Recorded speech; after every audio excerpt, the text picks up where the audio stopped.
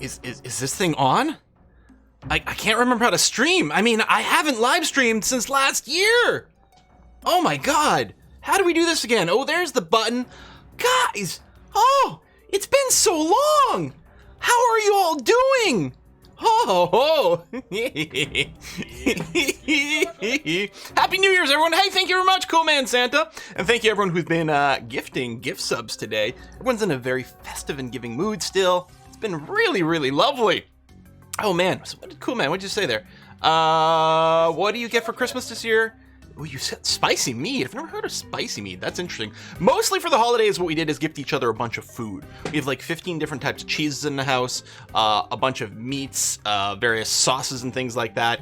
It was a very good idea. I think we're going to be doing that again in the future. Like, you know, what last thing we need around the house is just more junk, right?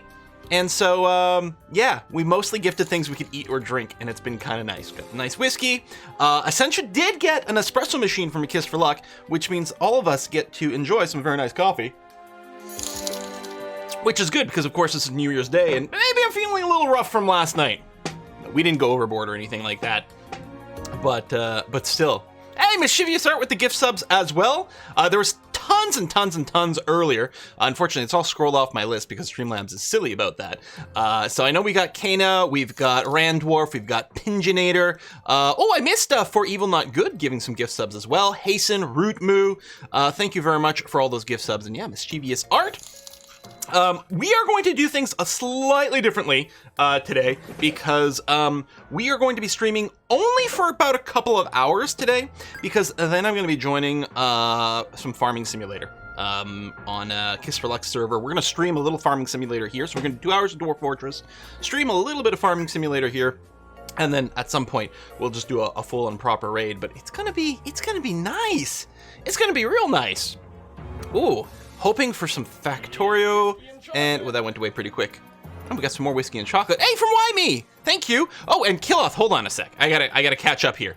First of all, I was just gonna read Elm's message. Hoping for Factorio and KSP2 in the new year. Well, first of all, I'm hoping KSP2 actually releases, finally. That would be nice. If not, I mean, I've been itching for KSP in general, so one way or another might be some. Factorio would be really nice to revisit as well, potentially with some mods, so we'll see. Killoth, thank you very much for your contribution to the Whiskey and Chocolate Fund. Got a little bit hitting around to spare these days in terms of whiskey and chocolate, thanks to the holidays, but more is always more better. Killoth said, found a magic lamp with a genie inside, and I wish to be happy. Now I live in a cottage with 6 other dwarves and work in a mine. Happy New Year, Quill. Thanks for 5+ years of fun content to distract me from work and life. Yeah, we can all use some distractions. It's easy to just choose to lose ourselves in videos and things like that. Potentially sometimes by making them as well. It's a good distraction. Better than dealing with reality. Why Me, thank you very much as well. Why Me says, why did the midget get fired from his job at the restaurant? The authorities found he was being paid under the table. And MJ, thank you as well. Oh, we got a limerick, a New Year's limerick from MJ.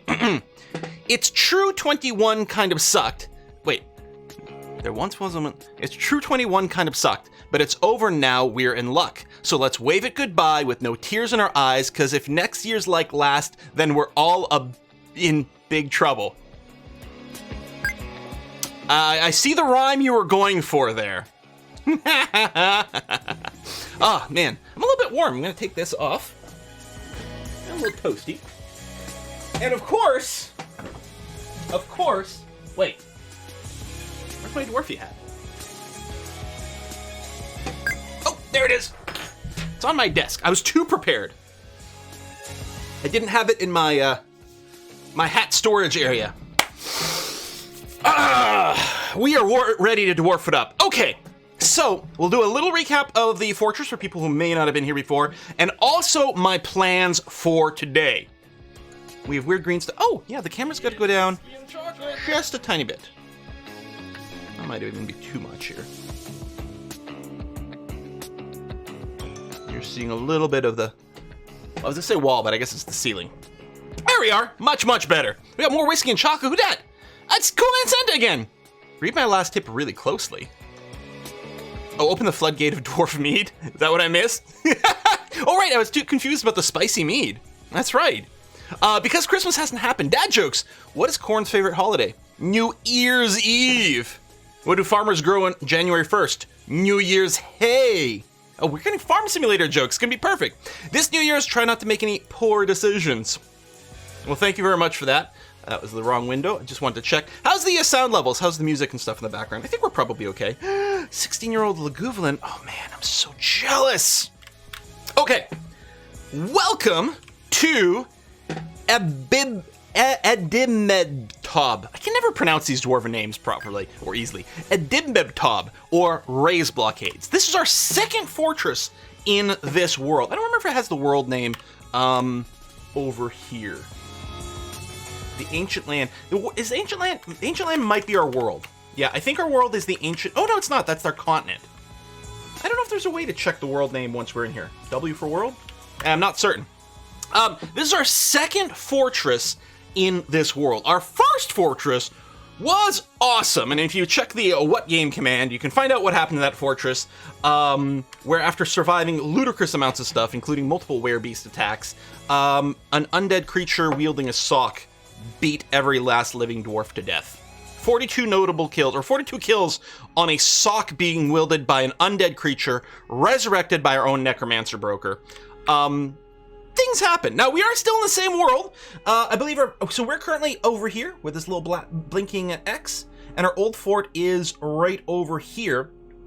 And we are going to be sending some expeditions over there to visit it. Maybe reclaim some old artifacts, see what happened. We will see. Send an expedition to recover that sock. It's around.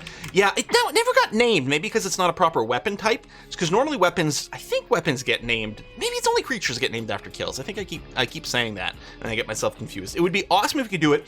The other thing we could do as well is visit it in adventure mode, which we might do at some point as a single like roguelike character, and see if we can find the sock that way. The problem is it's probably still being wielded by the undead creature, so we are gonna have to train some pretty strong military. Anonymous, thank you very much for that. Happy New Year, love the content, looking forward to another year of it. Thank you very much, Anonymous. And why me? Thank you as well. Did you realize that dwarfism is a growing problem around the world? The puns today are terrible, This is the surface of our fort over here. We call ourselves this is the 7 pillars playthrough, because I've created this whole series of lore about the 7 pillars of dwarven society. It's a very caste system fort that we're going to be running over here. One of the things I want to do in this particular episode is start making plans to get an outer wall over here for more security. And I think what I want to do is dig out this area right over here. I think I'm not going to do it right now because we have a lot of things going on. But I think what I'm going to do is, on this level just one above our ground floor, is I'm going to channel out like this to sort of carve out a square area a little bit into the hill, then build some walls and things like that for protection. Let me just cancel this because I don't want our dwarves actually going to work over here. The other thing is, I want to finish this tower of archery that's going to defend our main gate here. And I'm really I forget you can't build walls on top of constructed floors. So I'm going to remove some floors over here so that we can replace it with walls. So this entire middle area is going to be suspended by this little connection. Oh, and I guess the staircase as well. So there's not going to be any collapse or anything like that. It should be okay. But yeah, I'm just removing the floor over here, and then I'm going to replace this with walls. And then what we're going to do is we're going to use patrol points to have the Iron Bows, which is a single military squad right now. Oh, hey, cool man, thanks for the bits as well. Is my volume too loud? I guess I'm okay over here. Yeah, again, let me know about the music. I didn't see anything in the chat about the sound, but I probably just missed it. So let me know if it's too loud or too quiet or whatever. Yeah, so I'm going to do this. I'm going to set little stations. I'm going to make a little route, and our Iron Bows are going to be patrolling around here. This is also, we're going to get music's fine. Okay, good. We're going to be carving fortifications in these walls as well, so we can shoot out from this. And this overhangs the level below a little bit so no one can climb up.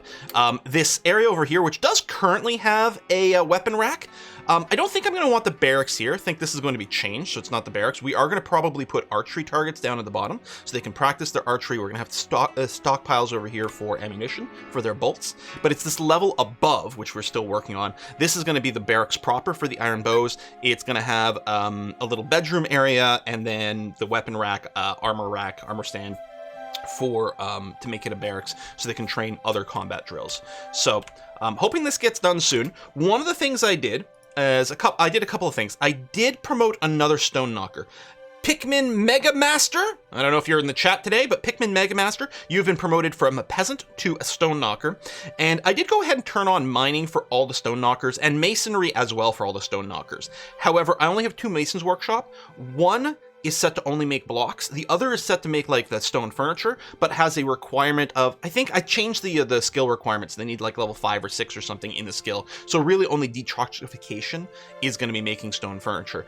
I may turn off detroxification's mining. Yeah, she is our best miner, but mining skill, the only thing it affects is the speed of mining. It is nice to mine quickly, but we might turn that off and really get Detrox to focus on just making our furniture. Right now, there's not much of a thing. There's no name draw. We are using the AutoNick command to automatically name dwarves after subscribers. Because there's so many dwarves, it's just so much easier to do it that way. So yeah, there's no hashtag name command enabled for today. Going down, so we've got 2 ways into the fort. We've got a ramp, which is this area over here. It's 3 wide to allow caravans to walk through. And then we got the staircase here. The staircase is going to be a little faster, but it's going to end up being restricted in such a way that only our dwarves are going to be able to use the staircase. And then we're going to go down here, and you can see we've got the ramp then goes and flattens out to this area over here, and we might set up some defenses in this area. No traps, because traps will block caravans. We do have a little bit of mining over here for our... What kind of rock is it? This is limonite? No. Yes? Oh, I didn't realize I was carving out limonite. Well, some of it is limonite. Isn't some of this metal? Cobaltite.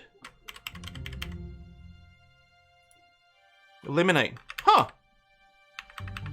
I thought we were carving out iron-bearing rock, but apparently I was wrong over here.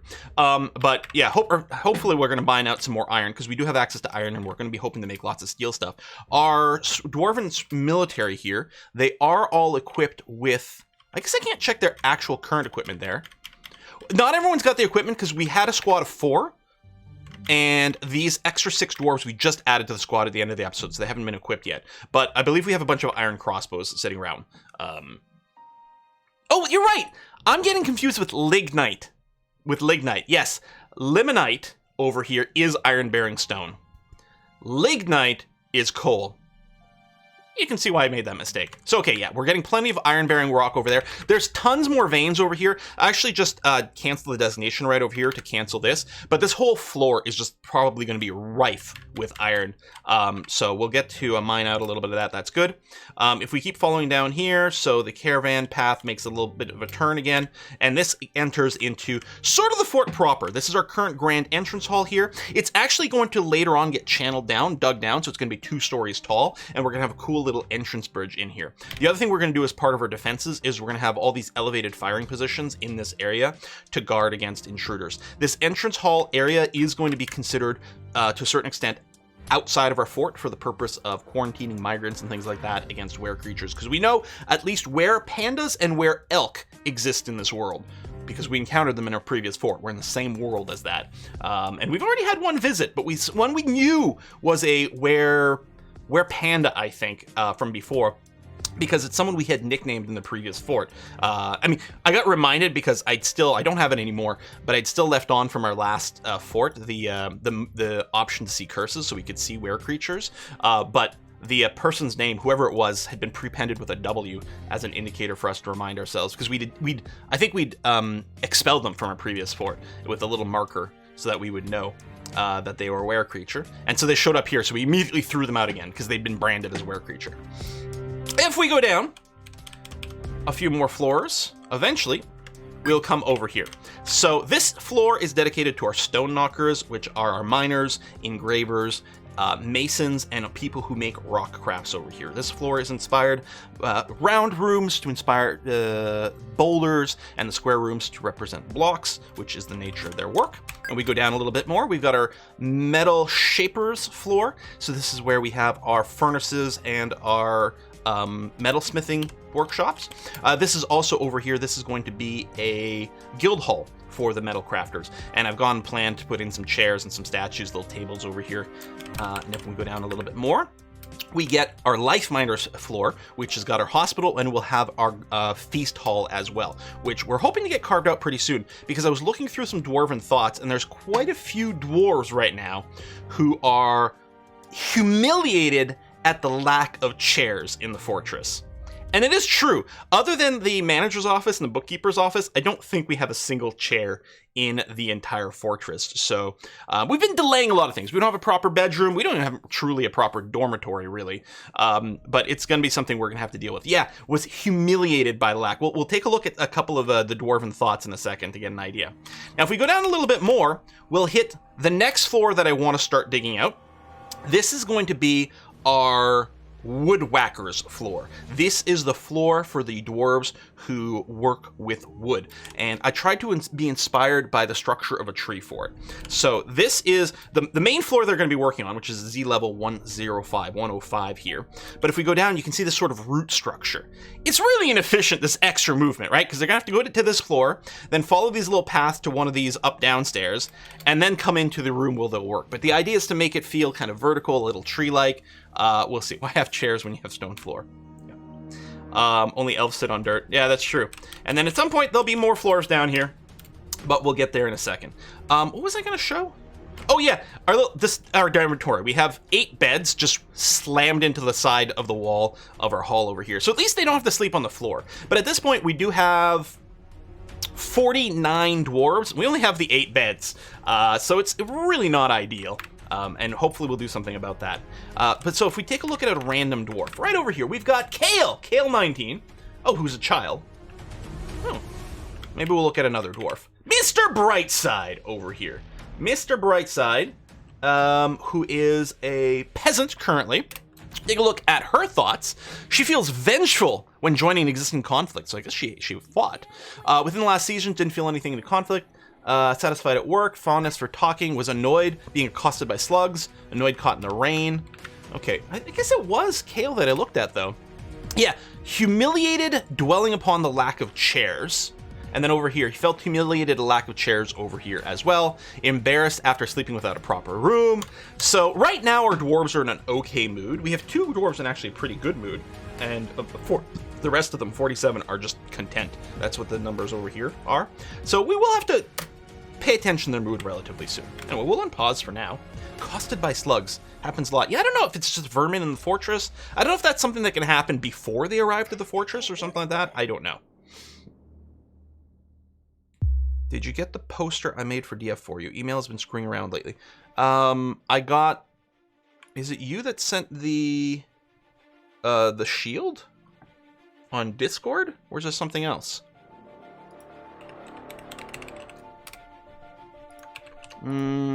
Esoteric. I don't have anything in my inbox that responds to the word esoteric, so I don't know what I should search for. Dwarf? No, I don't see anything there.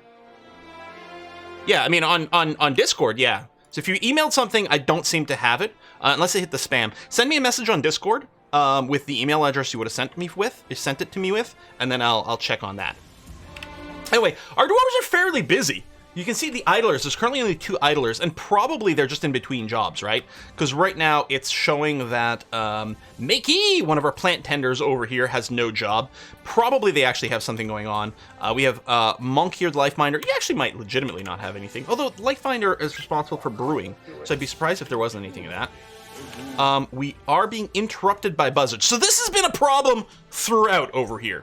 There are buzzards running around on the map. And occasionally we send the squad of soldiers to try to kill them, but they're often too high up, and so we can't actually engage them. We do have some dwarves that are sent on hunting, so theoretically they should hunt the buzzard when they get a chance. But yeah, the interruption is going to be annoying. It is going to interrupt some of our wall construction from time to time. So what we can do is we can just run unsuspend from time to time in DF hack over here. So any building construction that got suspended, we can do that. I think I might have the auto unsuspend script running as well. So I think it runs maybe once a day to unsuspend these constructions. But there we go. Some of these walls are getting sorted, which is great. These dwarves over here, this is our military squad, the Iron Bows. They're doing some combat demonstrations, starting to develop a little bit of skill. Over there, buzzards. Buzz off! I don't know if the dogs will keep the buzzards away. Would they? It might be less of a problem later when all this is roofed. I mean, some people are still going outside. That's interesting. This dwarf over here. Oh, it's going to slaughter a stray piglet. Okay. Actually, what I might do... I'm going to go animals. Shift B. Shift B. I might change the number so we keep a little bit more of the young ones until they get fully aged up. It's whiskey and chocolate. There we go. We'll allow more adults of the various things to age up. We don't butcher our dogs because we're going to be training them as war creatures over here, but everything else, yeah, we're keeping around 5 adult females, 1 adult male. We might go and trim some of these. Like, we only have the single alpaca here. We might not care about keeping the alpacas around, for example. So we might end up just butchering them maybe when they grow of age or something like that. We shall see. Like donkeys, we have a single grown donkey. We're not going to be breeding them or anything. So actually, I'm thinking I might just do that. I might just butcher the donkey. Donkey! That's more whiskey and chocolate as well. Hold on one second. Donkey.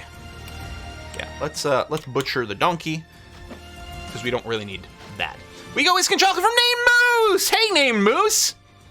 Many of my cousins overdo the New Year celebrations. I get so drunk during winter festivities they forget their antlers. But I try not to drink too much, so I usually keep mine. Have you ever forgotten your horn hat at a party?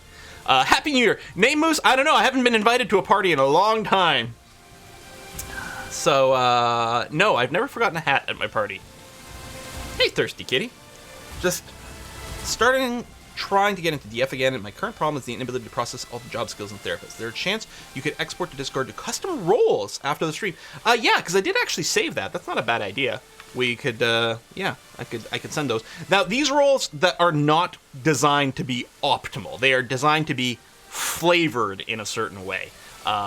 So, you know, the roles aren't necessarily ideal, but yeah, on the other hand, it is clearly working. I like how busy everything is being, which is great. Right, I did order up some, making of some crutches and splints, because if we go down to our life minder level over here, our little hospital, I was checking what we didn't have. We didn't have any splints or crutches in here. That's been dealt with. We don't have any soap because we don't have a soap industry yet. Oh, Aku, thank you! Did you know that donkeys are like onions? They're stinky and unpleasant to take big bites from. Is that like how ogres are onions because they have layers? Stinky and unpleasant to take big bites from. That's funny. Male donkey, great source of protein. Has farming started yet? Oh, we have a little bit of surface farming, but right now we're mostly using just plant gathering on the surface and a little bit of butchery. We do have a bunch of pigs, so we're getting a regular supply of meat from that. The other thing we're missing in the hospital here is thread, in case we need to do any suturing. So hopefully we can get a little bit of thread making yet. But yeah, I haven't done any underground farming because I kind of want to do it on the cavern level when we get there. Normally what I do is I just dig out a little bit of our sort of, you know, soily layer, like the non-stone layer, and do a little farming near the surface. I don't want to do that this time.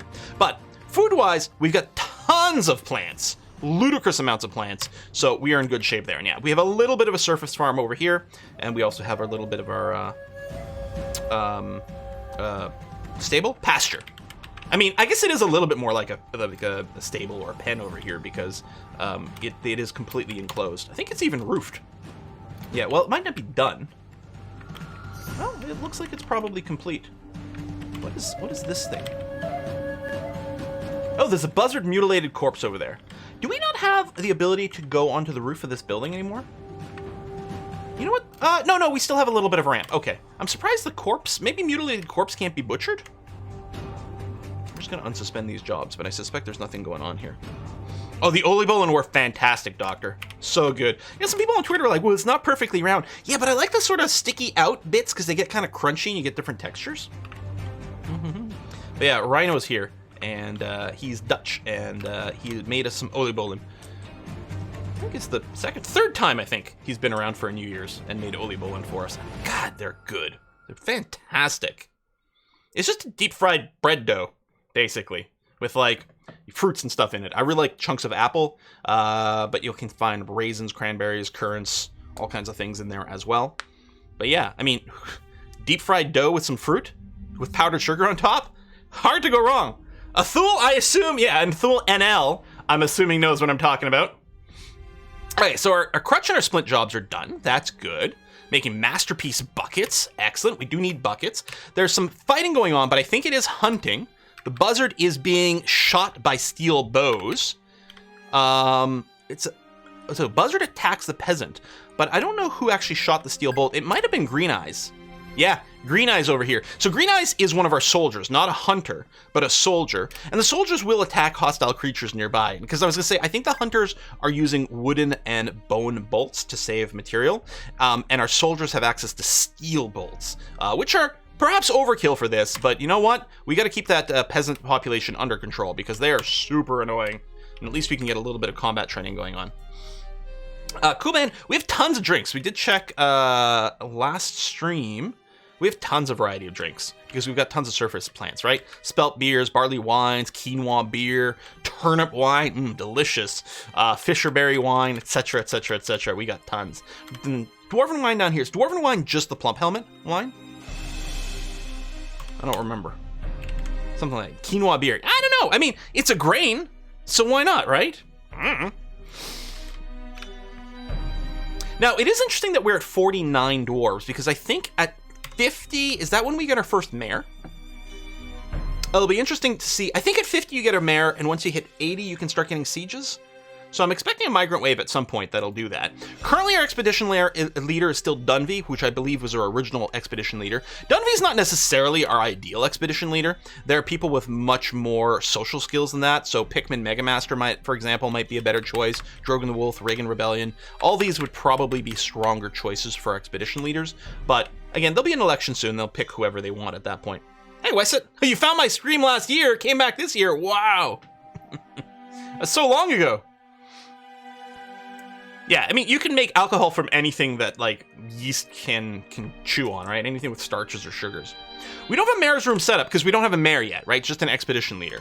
So, no, there's literally no bedrooms at all. That'll definitely have to be the next thing. So, probably, I'm thinking our life minder level right over here, which currently looks a little bit like, I was going to say an Ankh, but, oh, hey, our dining hall is done. Either the Ankh or, like, the female symbol, right? This here, I think we're going to have maybe a bunch of bedrooms in this level, and certainly we'll have to start making some fancy bedrooms, so we'll see.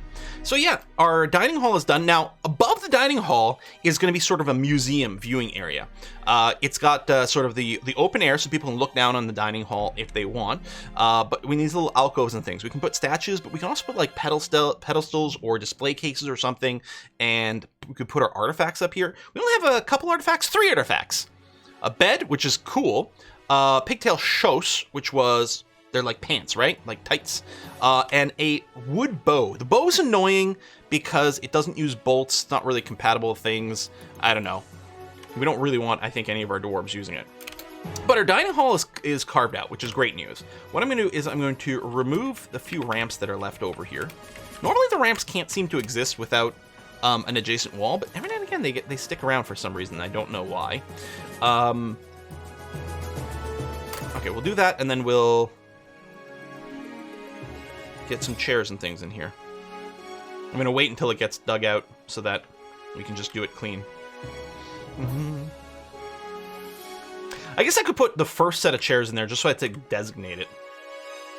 Yeah, you know what? Let's issue some commands. So what I want to do, because I'm gonna have to come back, and we've got some places that are being missed. So I think my plan is something like this, and we'll do it on the other side as well. But sort of 2 large tables is what it's going to feel like.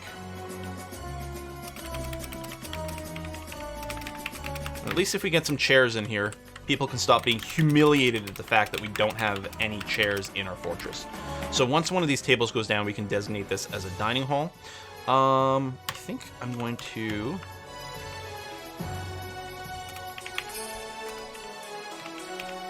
little door there and there. Marble doors. I like it.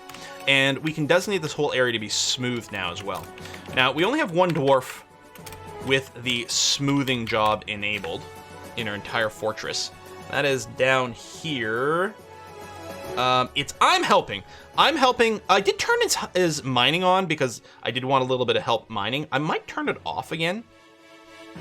I think I will. I'm going to turn off I'm helping's mining. I'm going to leave his low-level masonry on right now. He's actually reached level 2 because we do need the masons to help us put up walls and things as well. But only I'm helping is doing smoothing / engraving. We want to get the skill as high as possible because while smoothing, there's no quality of smoothing. Engraving quality really matters, so we're hoping to get a really high level engraver, and then we're going to start doing engraving things. It'd be too big a room, but a large table per cast would be cool. That would be neat. Cool, man. Okay, I'll check the Discord chat after the stream. First priority's got to be playing games, man. Sorry. Clear clove oil works in a pinch. What are we talking about? Oils and things. I don't know. Why are people talking about cloves? What?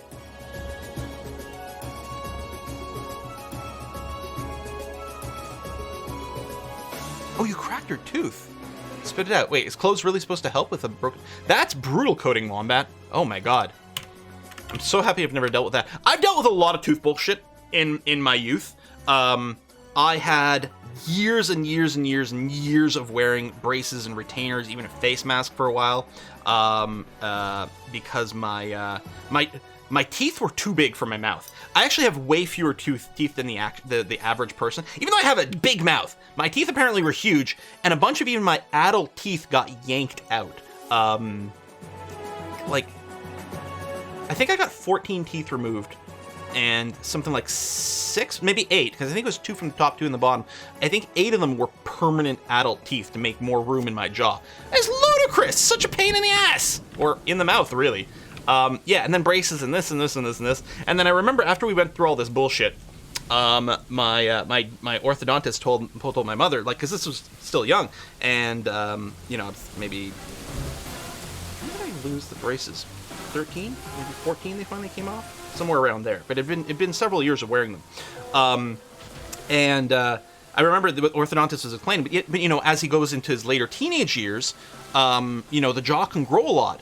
And if it causes problems, then what we can do is we'll have to bring him into surgery, and we'll operate here. Oh, there's some combat going on. Hold on. We'll break the jaw, pull it back up, and then it gets stapled back into place a little higher, and then the whole mouth is wired shut for 4 to 6 weeks, because otherwise you might get an underbite. I said, fuck that.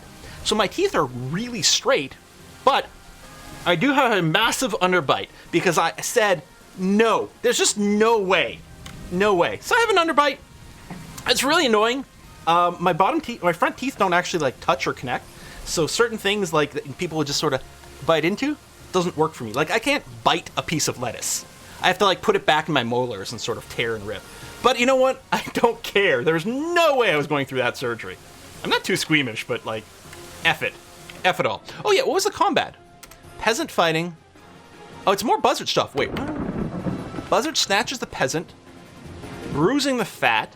Peasant attacks the buzzard, scratches the buzzard, force twists the right foot. There you go. So everything in blue is good. Everything in red is bad. Like red is them attacking us. So this peasant, who is this? This is Brixified. So Brixified is taking a little bit of damage to her toes and the left foot a couple of times. So if we go into here in health, see, this is not a very useful screen. It's like annoying to like find. So if we just go into here and if we search for bricks and then view the unit, health, no health problems. I guess the bruises have fixed themselves already?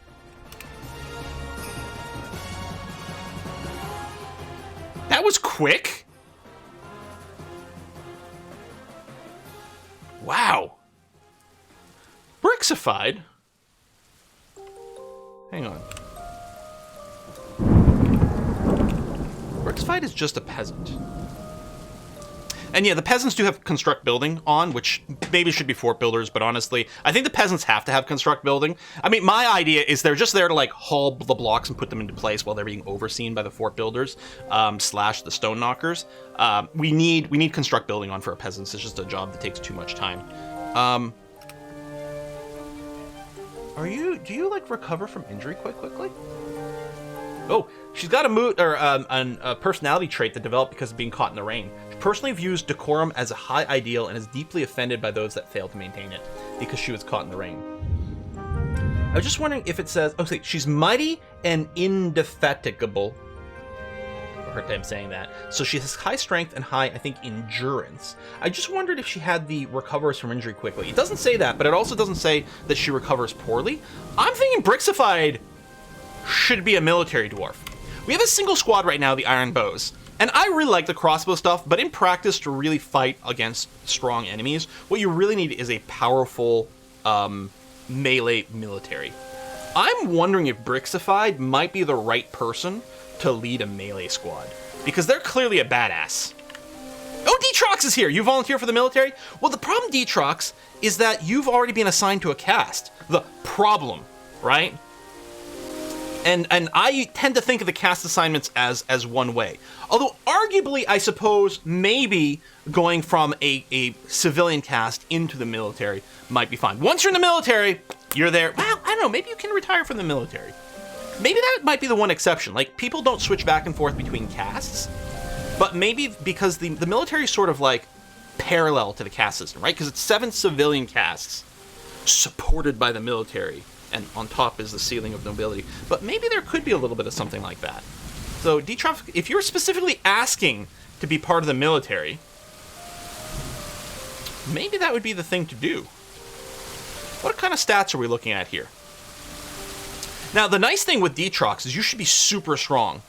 Well, not as strong as I would expect, because I think mining develops strength, although I think the real way to super farm strength for your dwarves is to have them work a pump. It doesn't even have to be a pump that does anything. You just enable the pumping job, and then you just put like a repeating task to forever like work a pump. It's I guess it's not a repeating task, you just toggle it on. And dwarves just go there and they just work out like crazy and get infinitely strong. Tooth has already cracked, it could be a good melee fighter. I don't know if you're in the fortress combat wombat, or Croating wombat. Yeah, you're not too shabby. Good toughness. One of the big, most important traits often for military is the recuperation. So detoxification, you wouldn't recover very well. So if you did get injured, you might be in a little bit of trouble. But we might put you in the military later on. We'll try to remember that. So Brixified, who is just a peasant, right over here.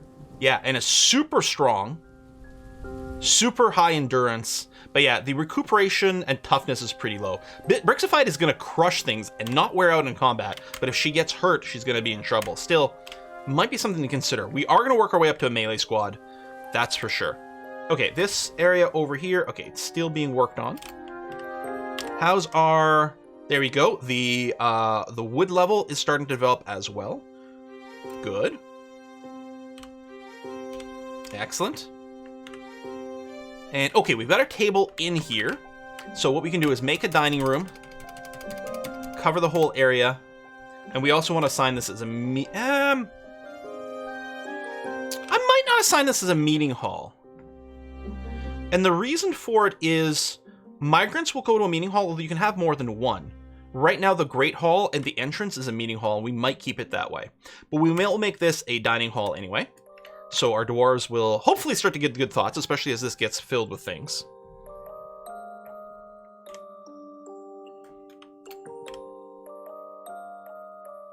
Okay. This first room that got dug out, I'm just going to make it a stockpile for wood. We're going to start getting some wood down here. What would happen if a military person were to have a horrible injury and not be able to effectively serve? That's a great question. We are going to have to come up with an idea for that. I mean, presumably at some point they would retire back to civilian life. I would feel sad if they were to retire to like a peasant. So we might try to find them a caste to assign them to at that point, assuming they can do the job.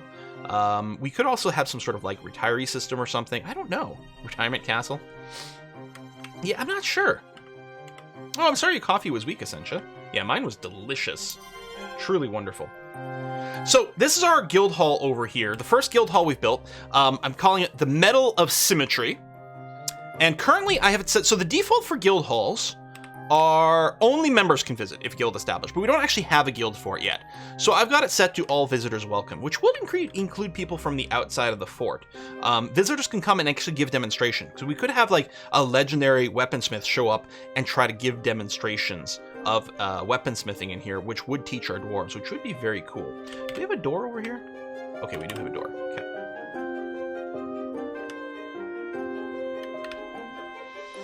And then, oh, you guys are bringing wood in? Yeah, because I think we just basically developed a new wood stockpile, so that's being done over there. Oh, does it have a wheelbarrow? Well, there's someone with a wheelbarrow over here. Oh, because they're grabbing the stone. Okay. Okay. Wasn't the guy who destroyed your last fort a visitor who got turned? Yes, he was a scholar who died, got turned to undead. It was still fine then. The going theory from in response to my Reddit posts and things like that, because I was confused as to why the undead suddenly became hostile, is a theory that perhaps one of the were-elk belonged to a society or civilization. And when we killed the were-elk, it turned that society/civilization hostile. And that human/undead may have been part of that, and that may have been why he suddenly turned hostile and started killing all my dwarves, which may have been a thing.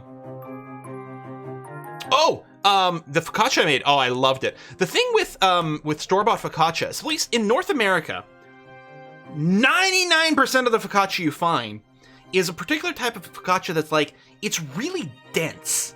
Like, really dense, really chewy, a really tight crumb structure, and it's, I mean, and it is a particular style of focaccia, but for the longest time, and Essentia can definitely attest to this as well, we thought we didn't like focaccia. Because it's like, it's just tough and chewy. Yeah, the outside's got some nice flavor, but it's not pleasant to eat. And it turns out that's just a type of focaccia, and a lot of it is actually nice and light and fluffy. So we couldn't find that around here, but I made my own focaccia for the first time yesterday, no, the day before. Oh my god, it was amazing! So good! I'm gonna be making it all the time. Ban sucks. Does Civ become aware if you kill one of their members without any witnesses? I'm not sure, Baskinger. Not certain. Ban sucks. Is anyone cranky? Nope. Alright, so we're still currently stable. What's the season? Late spring. I believe in the summer we can get human caravans. We have many mugs to sell them. Mugs aren't necessarily the most optimal way to make huge amounts of money and things, but it is and probably always will be our export industry in every fort we make. I started doing it mostly because it was easy to filter, so you could just quickly search for the word mug to sell. And then it just became kind of it's a tradition.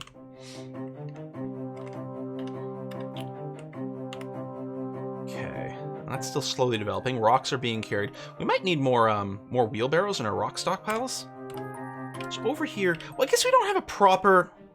I might want to dig out another one of these side rooms over here for just a bunch more rock storage, because this little plus over here is a rock storage, but I think it might be worth having another. I don't know, we don't have that many idlers anyway. The upshot of having another stockpile and a larger one was we could assign maybe 3 wheelbarrows to it, just to make the rock hauling a little bit better, because hauling rocks, they're very, very heavy. Very heavy. And I think I will want to have more of these Mason's Workshop just to organize things a little bit more, but... Okay, what about nest boxes? Well, I guess we don't have our flesh render floor. Because we did come with a bunch of turkeys, and it would be really good to start a little bit of a turkey industry. Just a steady supply of them. Maybe we just forbid the turkey eggs, and we just have them grow, and then we just slaughter turkeys by the handfuls. Maybe we do something like that. Totems are easy to sell. Take skulls. Yeah, that could be true. Yeah. And thinking about a fort where we only trade coin. And that, I was wondering about that myself, Steel Sky, because I never make coinage.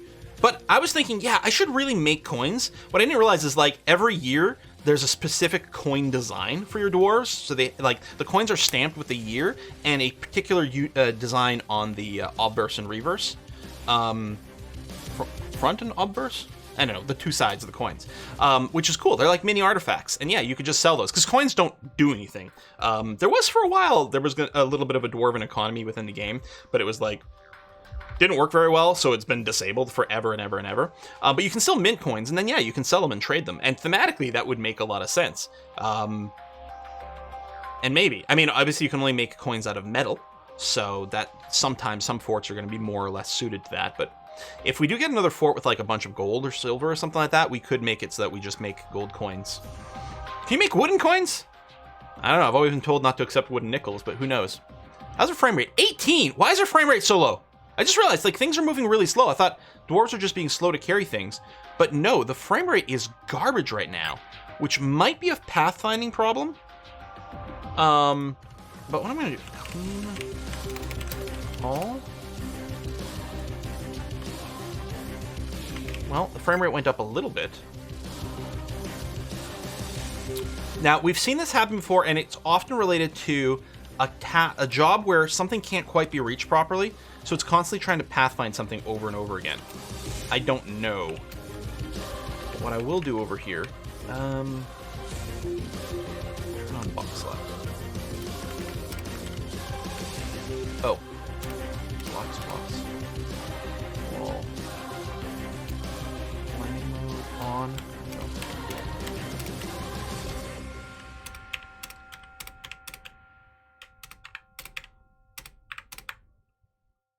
Could be our hunters trying to pathfind to a buzzer. Could be a bunch of different things like that. Okay. There you go. Now the frame rate's going up and then back down. Yeah, so I was paused. When I unpaused, it started to drop again.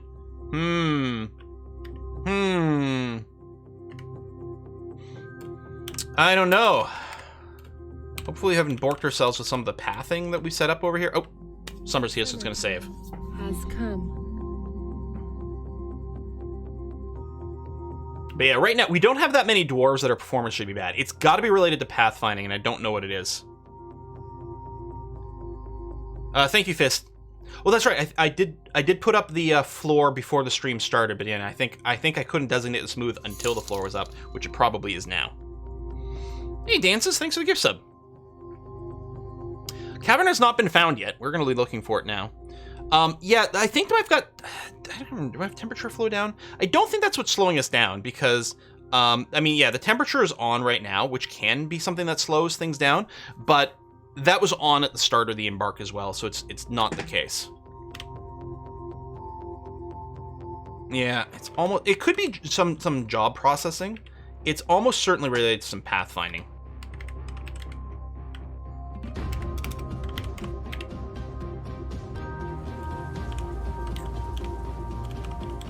Which is, and probably some job designations. Oh, you know what? It might be related to trying to reach here. And confirm that, oh, no one can reach this over and over and over again. So I'm just going to X that out.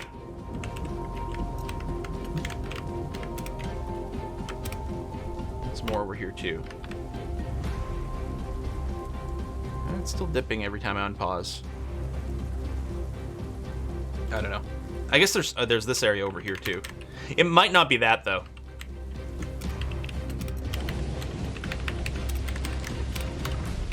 We're not being flooded with messages over here about anything? No. I don't know.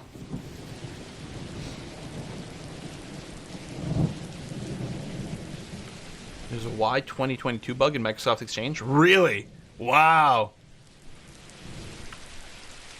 I mean, it could be because it's raining and some dwarves are getting wet, but we did just clean all, which I think removes wet, like, things from the dwarves. Because it does track, like, every layer of moisture and things. But yeah, 18 FPS. That is not very quick. Oh, every single dwarf is busy. Wow. Well, I'm assuming a lot of dwarves are hauling things down here. I wonder if it only slowed down after I designated the stockpile, which is possible. Maybe they're trying to collect all the woods. Vertical forts are usually better than wide forts, just because of the reduced distance, but I know. Stored a date string as an integer and it overflowed. Oh my god. Freaking Microsoft, man. I don't have the command currently to smooth the hill down. I put it out as a thing, but I canceled it because I was going to wait until it was a little further done. I don't know. Not sure. Oh, okay, this is done here, so what we need to do here is build, construct wall. And do that. Oops. That.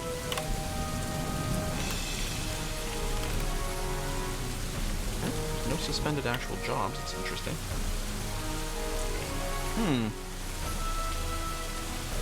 Could be like objects we have sitting around. Could be creatures. We don't have that many animals, though. I wish there was a profiler to know what it is. Hey, Detrox made a masterpiece slate table. Lovely.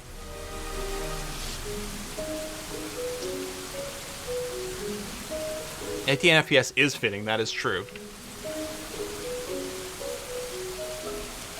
So yeah, we're expecting some human traders hopefully this summer, assuming nothing's happened to their civilization. What can happen sometimes if you're experiencing like years where you're not getting caravans, potentially of any type, often it's just that the caravans are being ambushed on the way to your fort, because the entire world is being constantly simulated.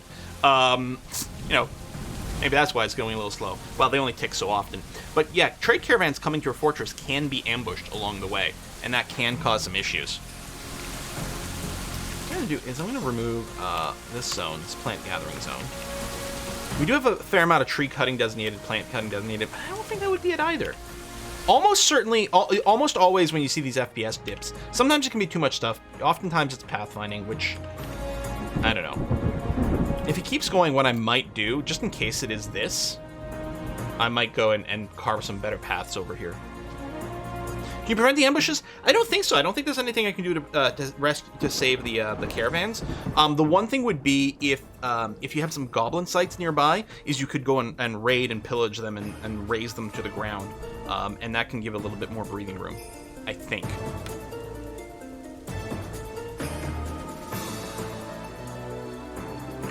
And we do have some enemy sites nearby, but I'm hoping for another migrant wave, because right now we are sitting on, let me just refresh this, make sure we're in the latest. We've got 17 peasants. And so I don't want to take like 10 of these peasants out, or some combination thereof, to make another squad right now, because we need the peasants to do some work. Especially with like, yeah, 0 idlers over here. Some socializing, some kids are playing.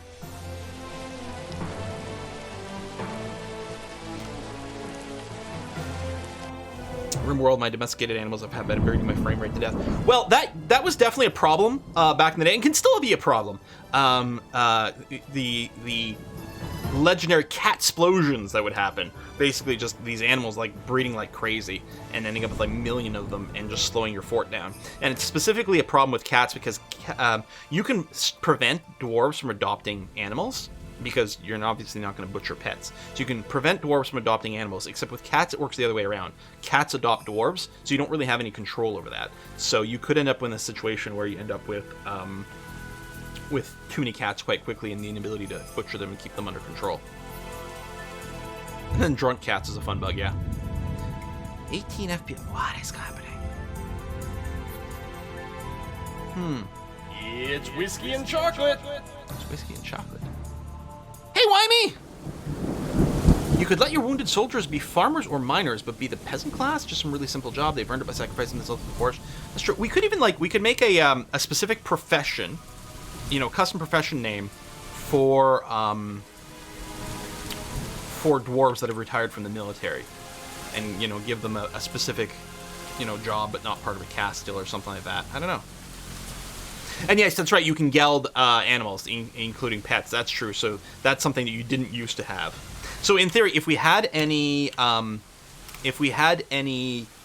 animals that we needed to stop the reproduction of that were pets, then we could geld them. So Makey has a pet turkey hen. Let's get a pet.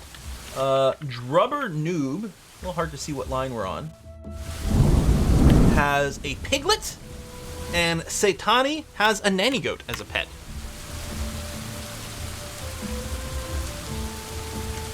Stone pots, barrels. Well, we do have barrel construction going on, and it could just be like the stacks of stuff. We do have a lot of furniture sitting around, but we have a bin and a barrel industry, so things are hopefully being collected. I kind of want to go and pop the cavern layer, but I think I'm kind of waiting until a migrant wave, so we can have, yeah, just a few more things sitting around. God, everyone's so busy all the time.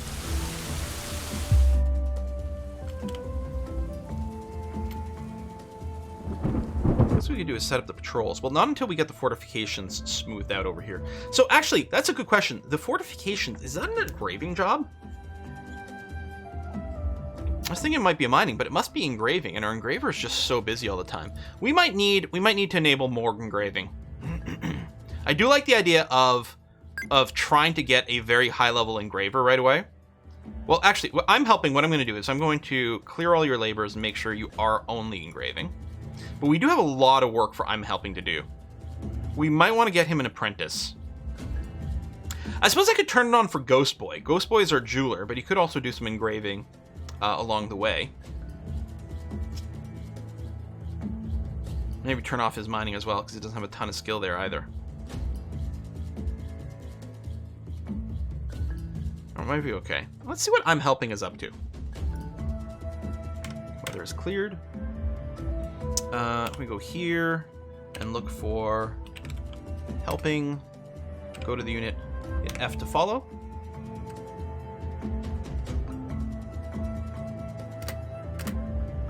There you go. Yeah, he's just smoothing some walls over here.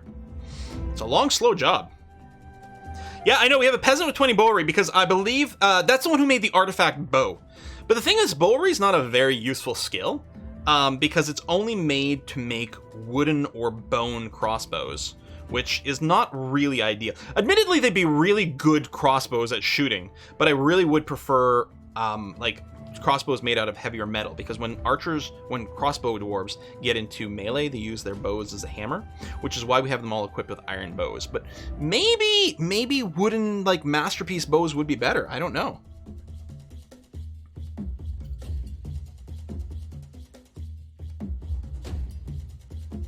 Bone crossbows sound rad AF. That's true. I think crossbows have a happiness debuff? What do you mean? How would crossbows have a happiness debuff? Explain. Yeah, wooden bows sound like an elf talk. Yeah, well, we do have an artifact wood bow, which we are ashamed of.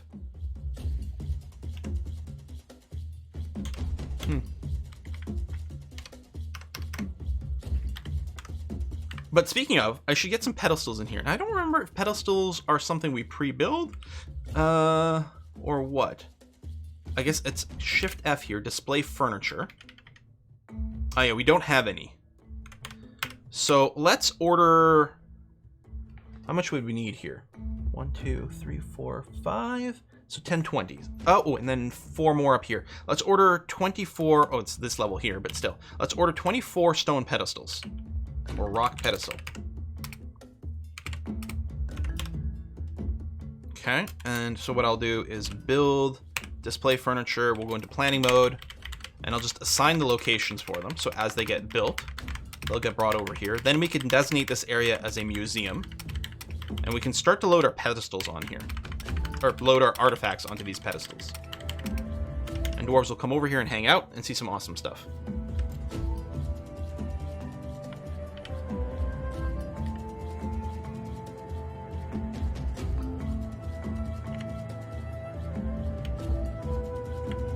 Dwarves are looking for beds. Well, I don't want to queue up any more digging or anything like that. We've got too much stuff going on as is. Spit down into the plates, people eating below. Yeah, I mean, the fact that, like, the viewing area is right above, like, the tables and everything, but it does look cool, doesn't it? Well, I didn't realize it's not quite lined up. That's okay. Masterpiece mugs, excellent.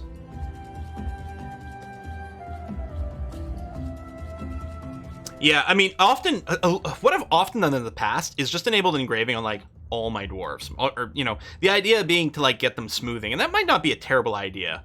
I mean, right now, everyone's busy anyway, so it's not like I can really, like, just get more. Because, like, there's one idler, but they might just be in between jobs or something like that. Balconies are cool. But yeah, that's often what I've done, just so that we can get things smooth as quickly as possible. And that might still be okay. But again, everyone's busy right now, so I don't think it matters much. Construct buildings. So that's probably a bunch on this area over here. Alright, things are happening. Okay, let's work this out. So what I want to do here is I want to go to Shift N for notes. Yeah, I want to place a point here, here, here, here, and then inside this room. And there's a reason for that. And now I want to create a route. So I hit R to go into route mode. Add a new route called Route 1, which I will rename. This is going to be Inner Tower Patrol. And then I want to edit the waypoints. I want to add this waypoint. Then here. then here. You can see the path. Now, once the walls are up, the actual pathing is going to change a little bit, and then here. So that is our Route 1. So they're going to cycle. They're going to go here. They're going to walk around the perimeter of the wall. Then they're going to duck inside, because what I've read with the military dwarves is, with our archers... Hey, human caravan is here. With the archers is, if they can see an enemy, they might not reload their ammo properly. Like, if they run out of arrows and they can see an enemy, they might do something a little bit silly. So, from based on the wiki, it says make sure as part of the patrol, have them go like inside, like somewhere where it's blocked by a wall, and they'll rearm themselves properly. So we're gonna have them patrolling around the top over here. So that's gonna be the idea. And then what I want to do is in my military screen, my schedule's over here. So actually, if we go to alerts, so we have inactive, we have training. There's also later on going to be like a fully alert mode, but the training is going to be sort of a split. I want to try to play with a little bit more with some automated sort of things here. So I'm going to make a tweak to this schedule. So right now, okay, my mom was calling. Feel bad declining the call, but they know I stream in the afternoons. What I want to do, oh yes, so I want to give an extra order, which is going to be patrol the inner tower patrol. And right now for this, like the training schedule, I'm gonna have 2 dwarves on the tower patrol, and then I'm gonna edit the train and have, there you go. Boop, boop, boop, boop, boop, boop, boop, boop, boop. Hang on, let me check to see if it's important. I got a voicemail. Alright, I'm not listening to a voicemail. I can text. Okay, 6 dwarves on permanent training, 2 on patrol, and then 2 others will be a little... Pause the game. It is paused in this menu over here. And then 2 more are sort of loose. Like, they might do some personal training, they might do this, they might take the time to restock themselves, but that's going to be the idea. So I'm going to rename this order. Oh, wait, hold on. It didn't actually take that because you got to shift enter to lock it in. There you go. So you can see over here, this order here, which I can rename N.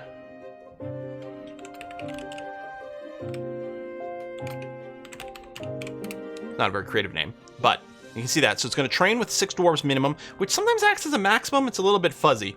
And then the patrol inner tower route. So we're going to copy this. Paste, paste, paste, paste, paste, paste, paste, paste, paste, paste. Done.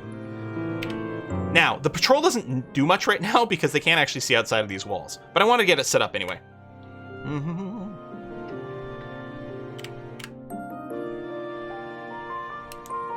5 minutes to help person chat codes Quill's mom.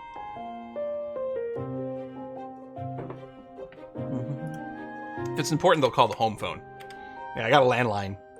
Just because we have a package. Our phone, internet, and TV is all part of a fiber package, so we still have a landline. Shouldn't we remove more trees? So we have chopped a fair number of trees. We actually have, like, more trees than we can store anywhere.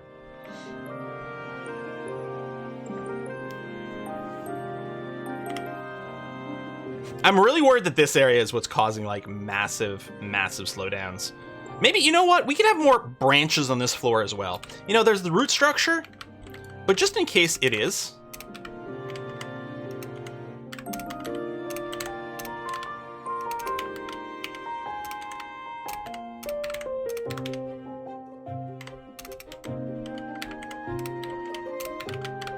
We'll have branches.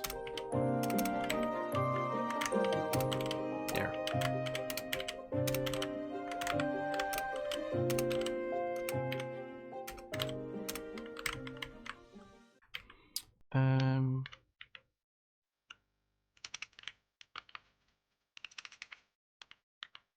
Yeah, that'll be fine.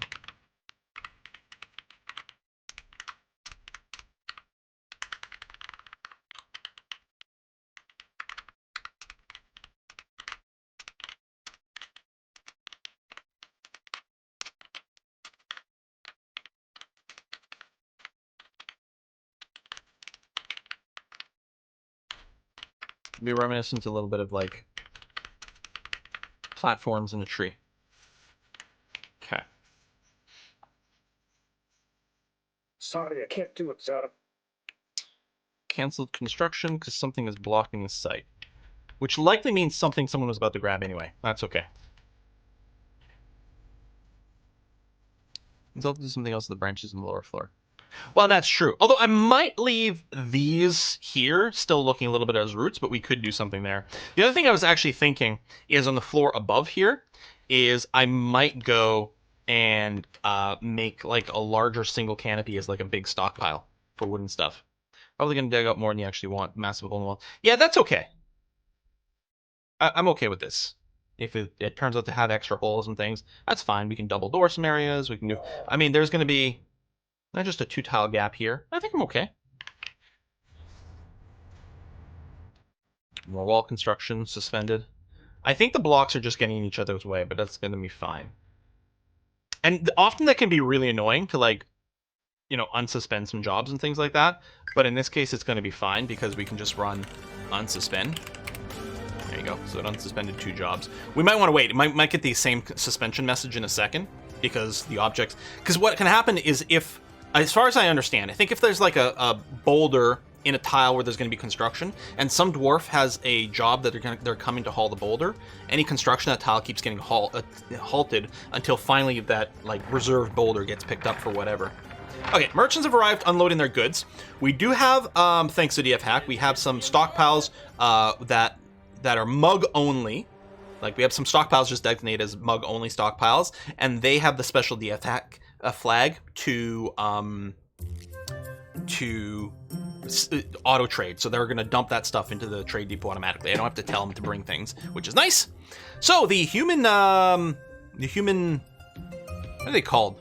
I don't know. The human chatter guy is going to discuss things. I wonder if he's going to bring news of the world.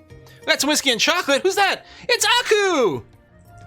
Still at 19 FPS. Quill's going to have a hard time 360 no-scoping those elves. Yeah, this frame rate is crazy.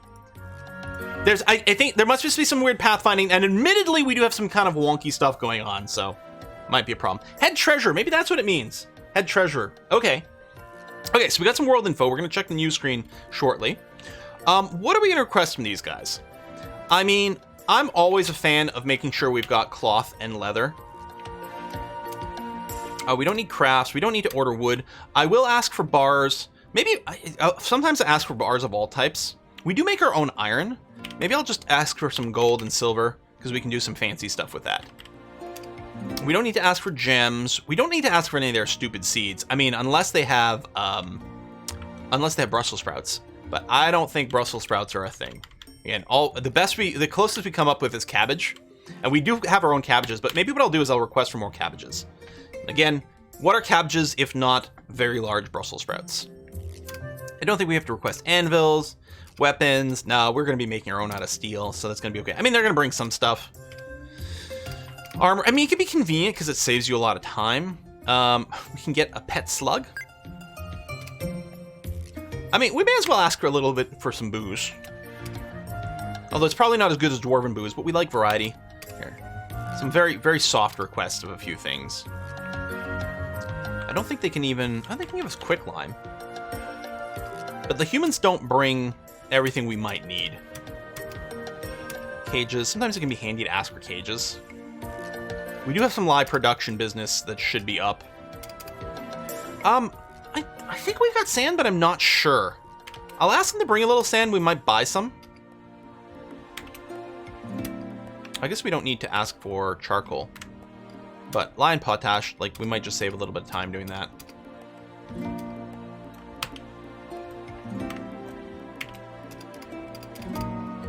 Okay.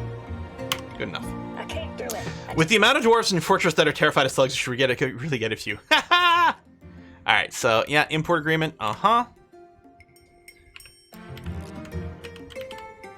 Okay.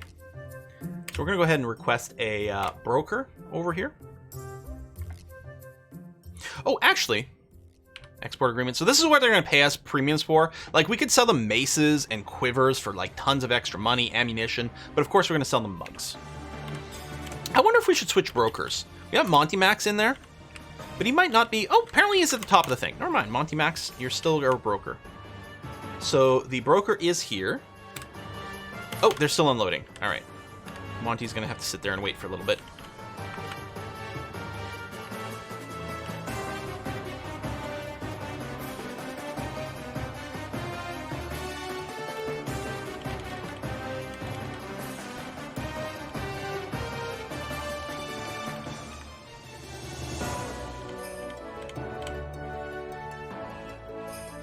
if this area might be screwing with some of the frame rate too. I can't remember. I feel like the unreachable jobs have been an issue in the past. And again, here the pathing is wonky, but it's pretty direct. Like, it's a long thing, but it's not actually a complicated path. These sort of wiggle back and forth, so I don't think that's the issue. But yeah, we need to get the Flesh Reaper? Yeah, Flesh Reaper floor at some point because, well, first of all, well, I mean, I might keep the butchery on the surface. It's actually quite convenient because we tend to hunt things on the surface. So we might keep the butcher shop there. Or what we might do is build 2 butcher shops. And presumably when you kill an animal, it'll just go to the closest butcher shop. I'm not sure. But the big thing is the Flesh Reaper floor. That's what we call them. Flesh Render. Flesh Render. We can get our nest boxes going on, which will be nice. Yeah, outside the miasma floods away. Yeah, so we might just leave it there. Is that a living buzzer inside? There's a buzzer inside. How does it get inside? This place is roofed. I'm pretty sure. Oops. If I go and multi-level 0? Well, maybe not completely. There's another buzzer flying around out there. Oh, no, it is. Okay.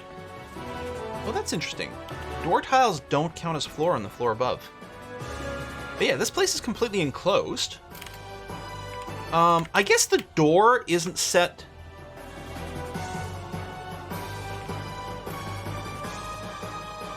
So, if we do this, so pets right now can wander in and out of this. I don't know. It's not really a big deal. But I'm tempted to say, listen, squad, iron bows, you want some practice? Let's go kill some critters here. Kill, select a rectangle, because I think there's 2 buzzards in here now.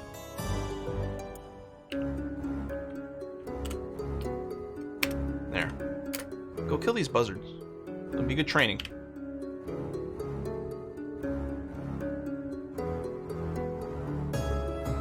Fires, crossbows, and doors will constantly go wrong. Yeah, it's okay. Oh my god, the frame rate's gone down even more. I'm wondering if the frame rate problem might be trying to hunt these buzzards. Look, the frame rate's going up like crazy. It's the buzzards! The buzzards are killing my frame rate. Probably because the hunters keep trying to find a path to hunt them. Son of a...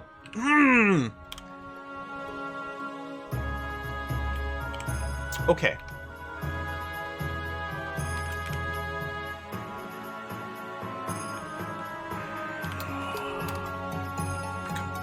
Goddamn devil birds.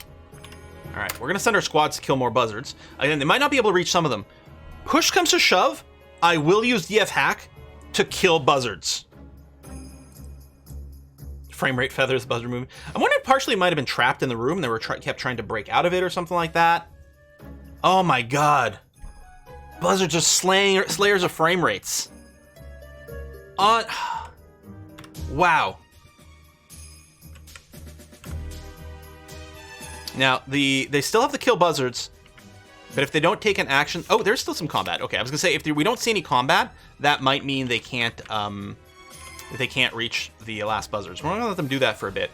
Oh my god. So, you know what? I'm still okay with setting these extra paths over here. Kind of an organic kind of vibe. I'm not regretting this, even though this was clearly not the problem. There's goddamn birds all the time! Elven spies. See, the elves can't reach us, because the elves... The only elven civilization is over here on this island. The elves can't reach us by land. Instead, they send their devil birds to ruin our fortress via FPS death. Yeah, it was buzzards. Soon as we killed the buzzard that was inside of our butcher shop, wasn't even a buzzard flying in the air, it was inside our butcher shop. That was that. In fact, I think there's still one in here. I'm not sure that my, how do I go to their location? Center on squad. They're inside the base for some reason. I'm betting they can't actually reach a buzzard right now. We haven't seen anything in the combat log for a bit. Now, is this a living buzzard here? Okay, so squad A, cancel your orders and instead tell you to kill this buzzard over here, because you can definitely reach that one. Interesting, it does like say they're getting title changes. Now, this won't replace the nickname that we have assigned for them in here. Like the custom profession is not going to get replaced. But this is actually a sign that these dwarves here, so Toku, Dragint, those two, don't have enough military skill. Well, no, because Mark's dwarf. I guess if they have an idle thing, if they're one of the two dwarves that aren't currently doing military stuff, I guess that's the sign there. So they will cycle in and out. So who's this over here? Kill buzzard. Now, what's the down arrow? Are you thirsty? Blue down arrow, I think means you're thirsty, right?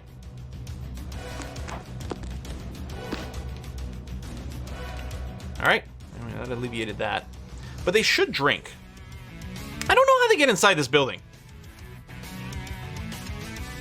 Although, I mean, this might be a good way to like pull them in.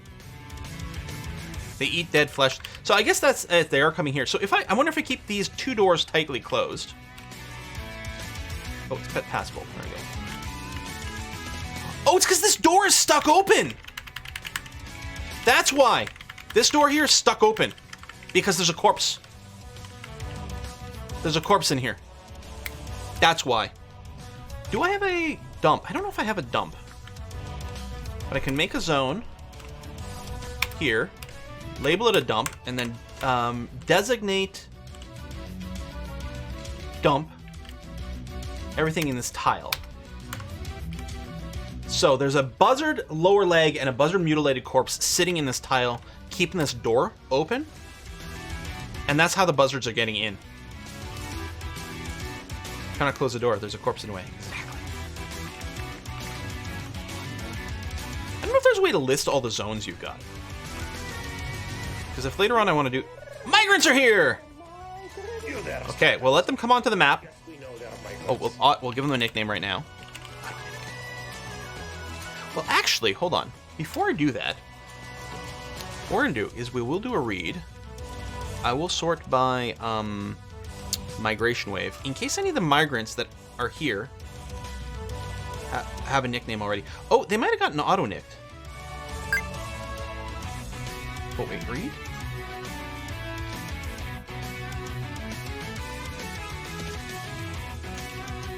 Oh. Where are we?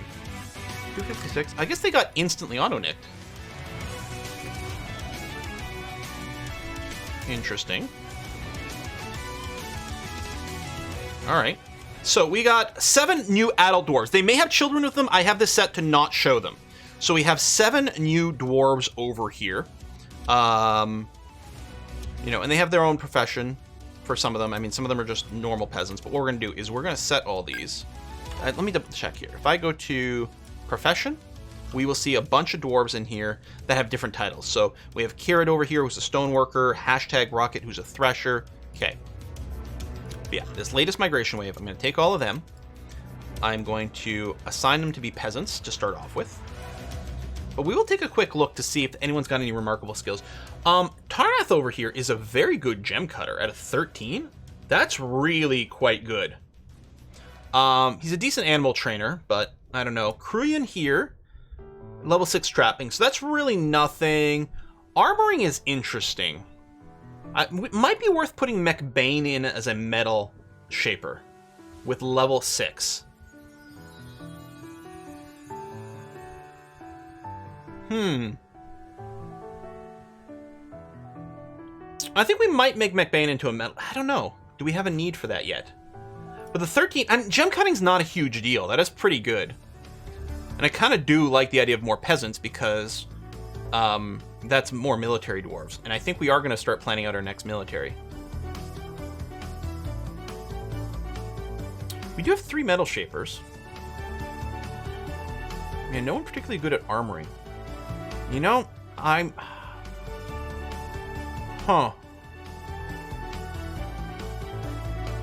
It might be worth having McBain there and be our only dwarf with armoring turned on. Because if I'm going to build the military squad, a militia squad, I would really like to have some steel armor. Well, hold on. I can leave him as a peasant for now. The reason is, I don't think we have a ton of blocks sitting, or bars sitting around. Take a look over here. Steel. We have 19 steel bars. That's not enough to outfit a full squad yet. So I might just leave him be a peasant for now, help out with some of the hauling, and then we'll come back to it. Hopefully one of them will haul these this stupid body out of here. You're going to emergency. I hope you get your tooth fixed, Coding Wombat. That sounds terrible. Man, dental stuff, man. It's like a trigger for everyone. When was Hoi 4 again? So Hoi we're going to be playing on Wednesdays. This Monday, so in 2 days, is going to be our first, not Motorsport Manager. We finished Motorsport Manager. It's going to be our Football Manager start. Very excited for that.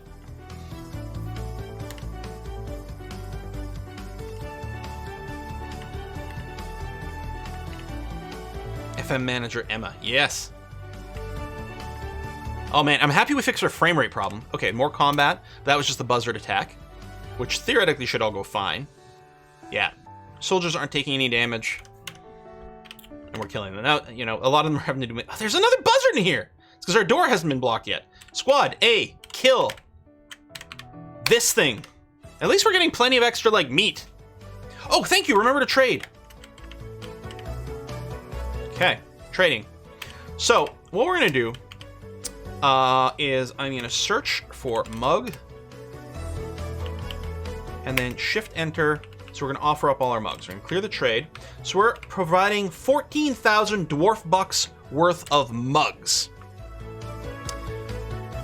Now, let's see. I mean, I could take all their bars just because it's, you know, random metal in the fort. Maybe they're just the cheaper ones. Oh, pewter, sure. We don't really need the gems or the blocks. Clay rope. Actually, it's not a terrible idea to have a few pieces of rope around. And some extra water skins for a military, maybe. There's a Thad. I wonder if that's an instrument? Thad is a tiny handheld wind instrument consisting of 5 adjacent cylindrical wooden pipes. The musician blows across the end of each pipe. The instrument has 3 octave range going from... I love when they added procedural instruments and procedural musics to the game. Really quite cool.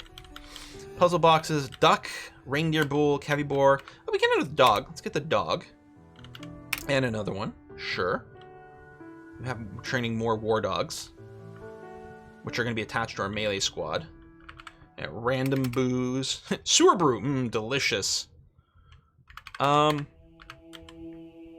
not particularly impressive weapons. I could grab some more picks. I mean, we can make our own. We'll do that. We'll grab a fancy iron pick, just because we can. Training swords and things. Cages. Large bronze. Bronze isn't a very strong metal. But, I mean, we could grab some random equipment just to have it.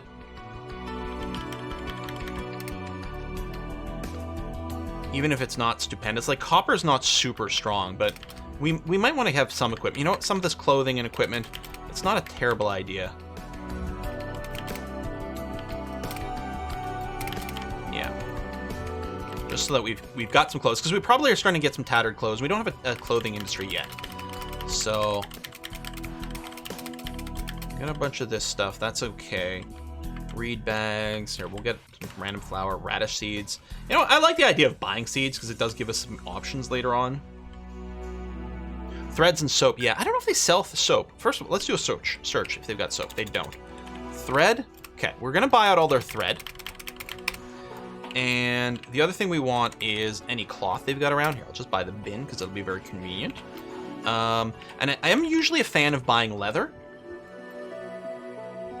Although we should have plenty of leather in the fort, but leather is really cheap, and you can do so much with it.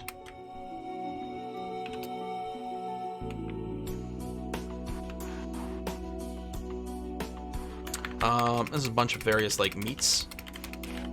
And it'll be nice to get some variety. We've got, I mean, well, some of these we're buying are plants, but that's okay, because we can, you know, variety of food is good. Keeps our dwarves happy. A little inconvenient to select this stuff. I don't know if I can just shift. Oh, I can't. Okay, so shift down key is one of the shortcuts. I don't know if it's built into Dwarf Fortress or it's a DF hack thing, but shift down key, oh, the yarn I can buy, will select things to trade. And I didn't realize it would select the entire stack as well.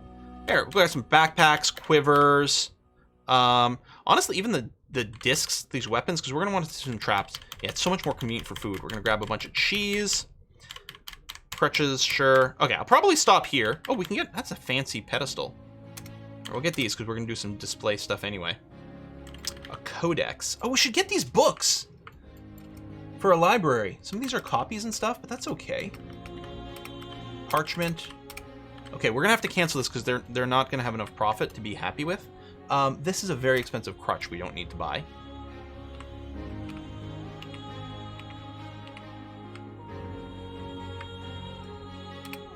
Cancel this gauntlet. Because we want them to be happy with the trade. Because first of all, we want them to accept it. And secondly, the more profit they end up with, the more stuff they come with later on. We don't have a library yet, but I'm going to trade this and see. That's about 3,000 dwarf bucks worth of profit.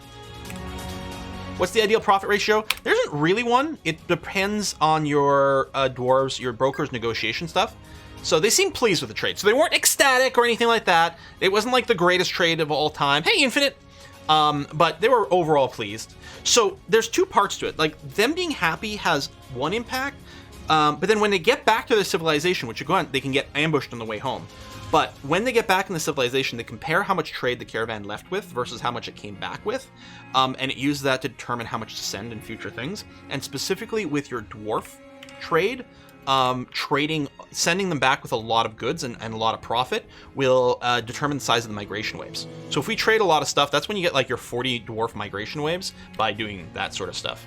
1,000 is a mug worth. Oh, okay. So instead of 1,000 dwarf bucks is a mug worth? Is 1,000? Is that what we're gonna say? All right, I like it. Okay, we still have no idlers, and actually, our peasants are gonna be super busy right now processing the trade, which is fine. Did I miss how you set this mic? Oh, we didn't quarantine yet. Arg. Yeah, I really shoulda. Is this? Did I set this that smooth? I did. Still waiting for that. They can smooth diagonally, but yeah, smoothers are just too busy. And again, I could assign more people to smoothing, but everyone is really busy right now. And so it actually makes more sense, given that we've got a backlog of work, that if the only person smoothing is halfway decent at it, it'll go faster. So I'm helping over here. It's got the 7 and doesn't do anything else. Anytime we look at I'm helping in the list, they're detailing something. Right now, working on our guild hall, which people are hanging out in, which is nice to see. Oh, in case our migration wave got any critters here. Nope, they didn't bring anything that needs to be pastured. All right. This door is still blocked, though. And then we got things set to dump, and it did set this as a... Where's my dump? Right over here. Garbage dump. Yeah. Even something got dumped over here. No, that's something growing in that tile. Okay. Wait, is it possible it can't be dumped because there's something in the tile? No, because stockpiles are like quantum. You can like fit infinite things in one tile, right? Oh, our hunting stopped because you had no ammo? You must have run out of ammo, Sarge. Flesh Render is fighting. Yeah, see, you are hunting. You are hunting the buzzard, but you're being hit by it. Giant tree frog? Okay, you're hitting that. Then buzzard misses, punches. Releases the grip, yeah. How'd you fall down? Did you get tired?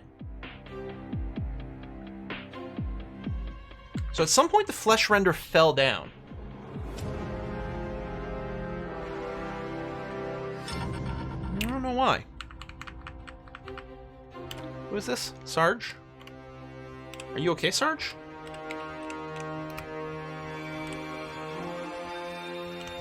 Yeah, you're okay. All right. Might have just been tired. Might have been a dodging move. Merchants have embarked on a journey. Excellent.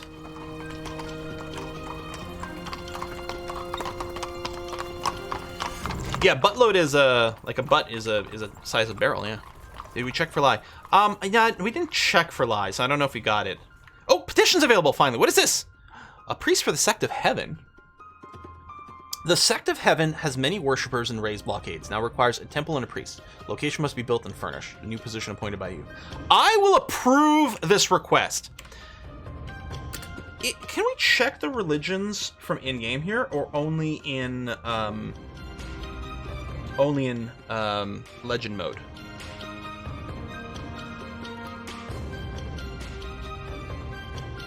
I don't have a legend viewer running right now, right? No.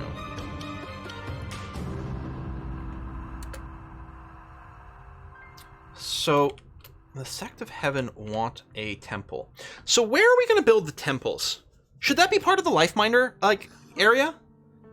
I kind of feel like the answer might be yes. Like, maybe a floor above. So this is our food hall and hospital, and we'll probably have bedrooms. Maybe the floor above, which has got our museum, which actually can be done because we have some pedestals in place now. So what we're going to do is we are going to designate... Oh, hold on. Build door. Right there. And designate this as a museum.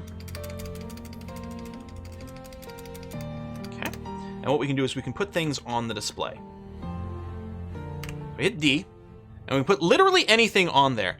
Interesting. Why are there only 2 artifacts in the list? Relic and Muzi.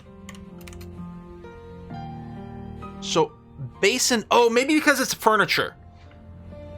Basin Nildom, which is our applewood bed, can't be put on a pedestal. I guess that makes sense. And you can actually stack, like, infinite things on a single pedestal, but I think it'll make more sense. We'll have the pigtail shots. I mean, we could have someone wear the pigtail shots. Because, like, in our military squad view, we could assign a specific item, but it's not armor. It's just fancy pants. So, we'll put that there. We'll put the other artifact, which is our plumwood bow, which we don't actually want our military using, over here. But yeah, we can put anything. If we've got corpses, right? If we kill something fancy, we can display the corpse. Maybe we should display a buzzard corpse on one of these pedestals. The buzzard, slayer of frame rates. You know what I mean? Oh yeah, and things will come and hang out here as if it's a meeting hall, which includes your animals for whatever reason. But yeah, they'll come and hang out, and hopefully it'll be fancy later on.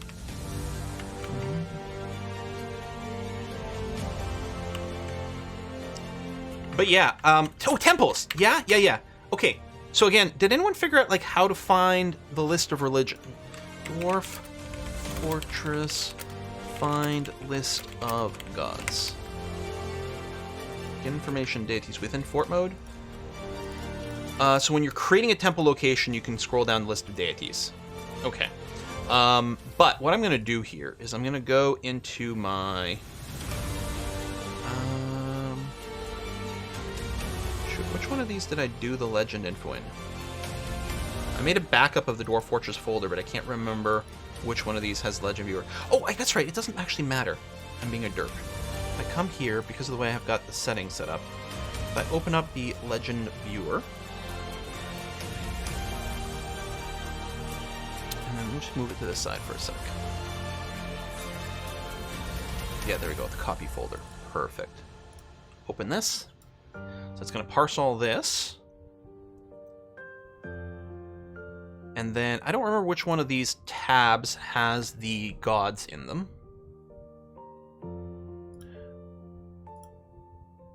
Although I think we can find it from our sieve. Sorry it's so bright. It's quite blinding, isn't it? Arrows, written content. There's so much to load. So much to load. Parsing. Parsing.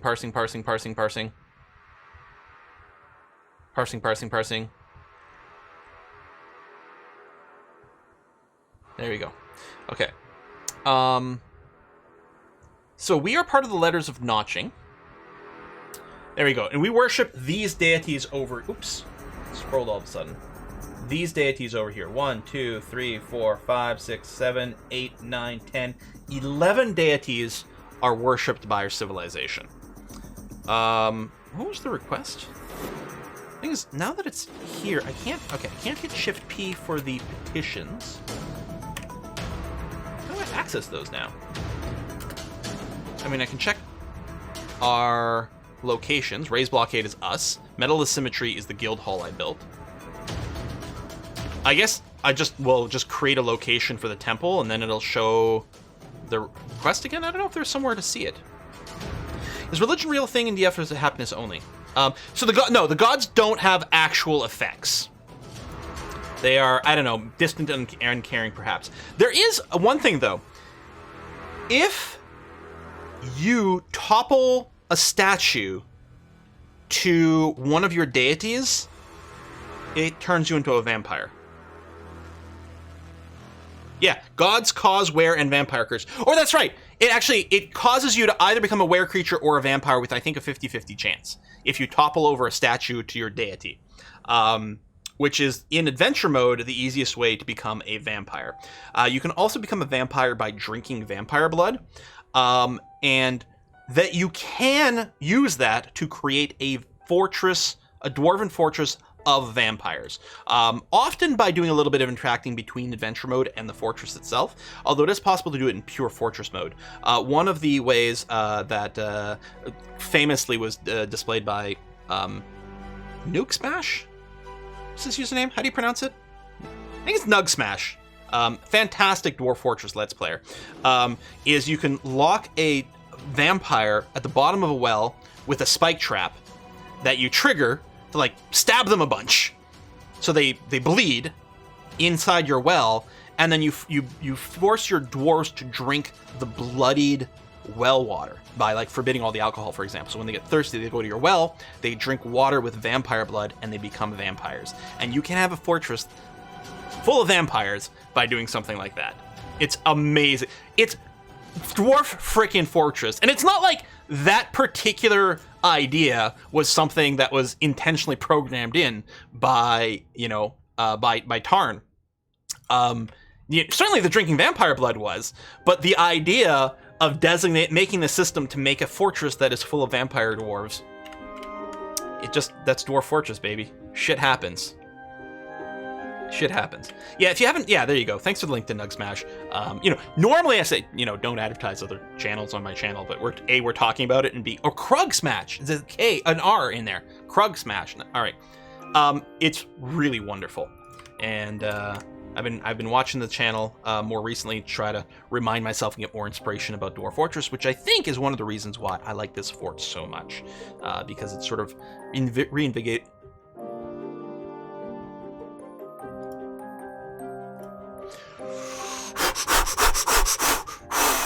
Okay, nobody panic.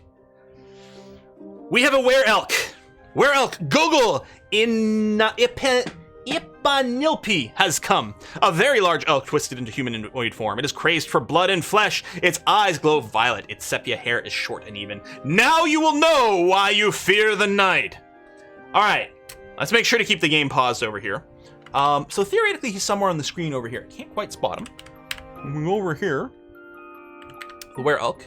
I go to zoom. Oh no, he's over here. Okay, let's very tall elk twisted into human form. So we don't actually know what its base species is until it turns. So this is visiting us right now. Now the were-elk on the surface like this, this is just a random visitor. This is not one of our migrants who was whatever. Just come on the map. If we just seal the gates to our fortress, it will eventually move on. So what we're gonna do is we're gonna send everyone inside. I believe we have a burrow. We don't have a burrow. Really? All right, we're gonna create a burrow.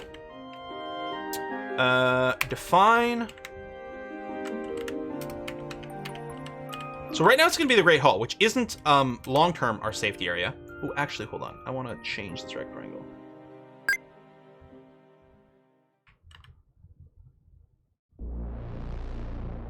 How do I... Can I cancel?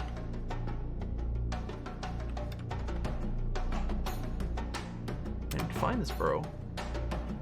I don't know if I can, like, Let me just delete this burrow. Try again. Because I want to make sure not to include the bridge right over here.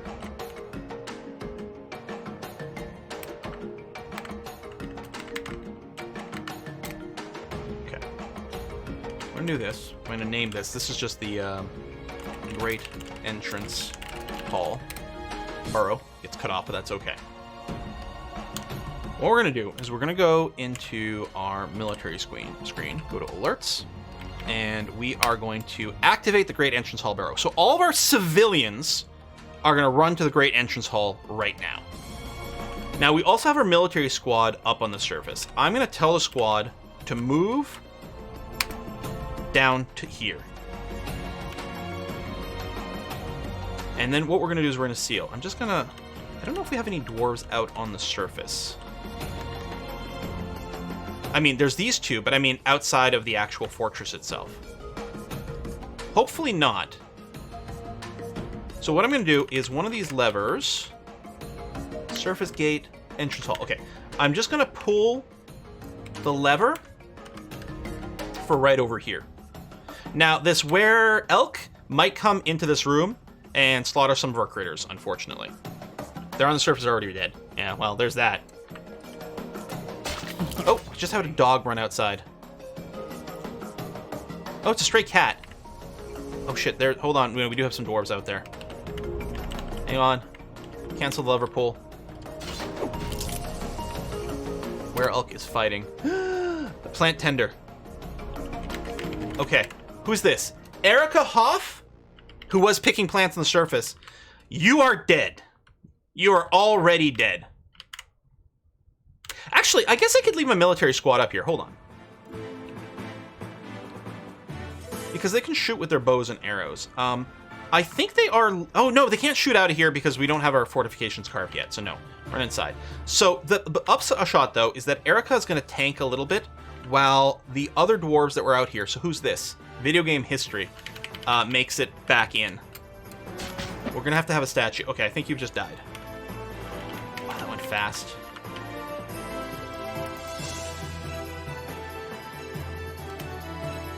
Oh, that's blood. Where's your corpse? Full of blood. Mutilated corpse. Yeah. Erica has died. You know what? We can't wait. Now, it does take a moment before Dwarf A gets there, and even when they pull the lever, there's a few ticks in-game before it actually closes the bridge. So, video game history and Garfy. Run like... Oh my god! And who's this? Mr. Brightside. Run! Run like the Dickens! Get in there. Erica Huff has been found dead. What found it? That's interesting. Get inside, get inside, get inside. Oh shit, there's so many fucking dwarves out here. Why are they all in plant gathering? No, you know what's going on? So our plant tenders, Erica and Make, are gathering plants outside. So Erica was a level 20 plant gatherer, not anymore. I don't think they haul them in. I think they just leave the plants behind and all the peasants go outside to pick up the plants. Well, clearly this isn't going to be something we're going to be able to do anymore. I think I got to keep this locked in. I don't think we can let them out.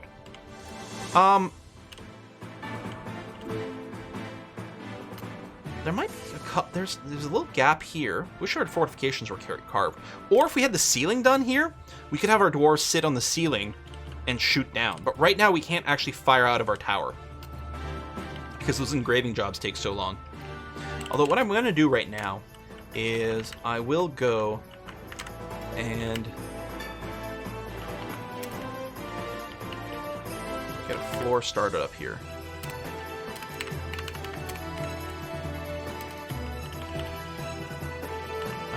Here actually, because oops,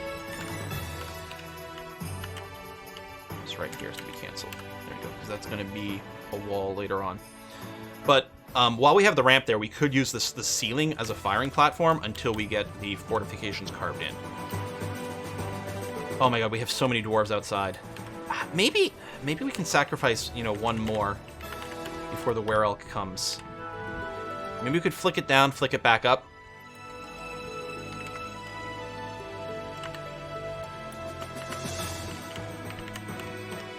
It's so close to the fortress, though.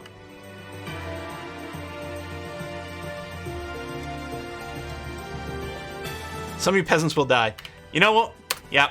For the safety of the fort. Where's the Wererelk?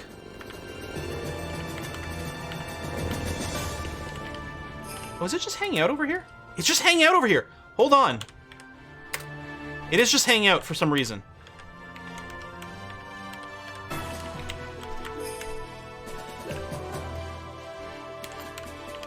Not worth it. Peasants will come. Yeah, don't stand in front of the... Okay. Oh shit, no, now it's moving. It's moving. That's really annoying. Cancel the lever. Well, we never got this down. Follow. Resume. Okay. Where's it going?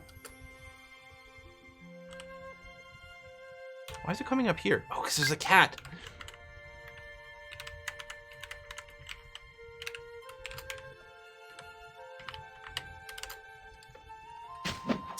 It's chasing after a cat.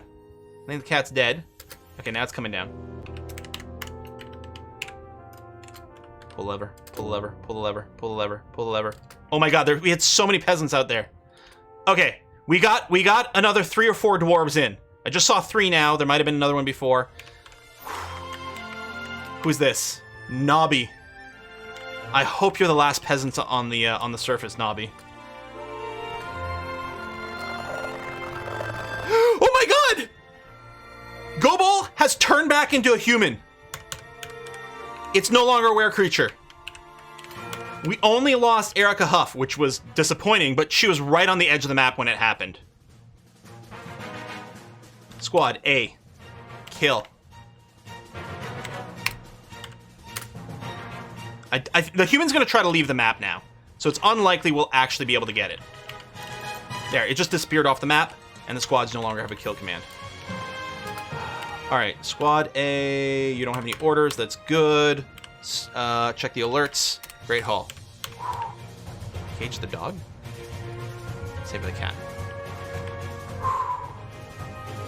Yeah, unlost the cat, that is true.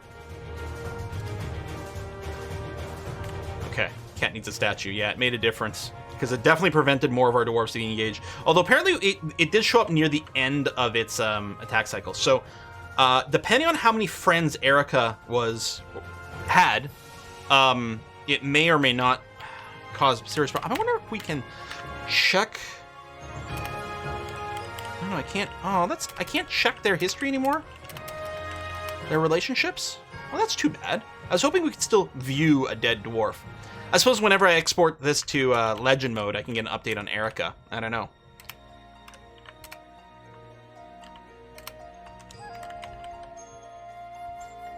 Okay, we don't have a burial area yet.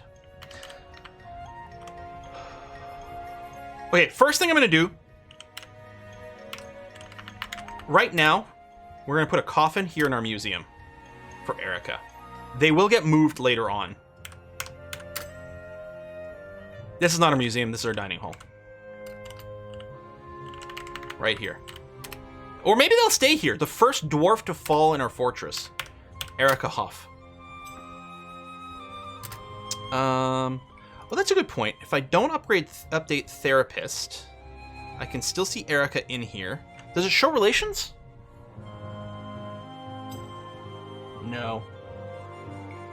It doesn't show relations.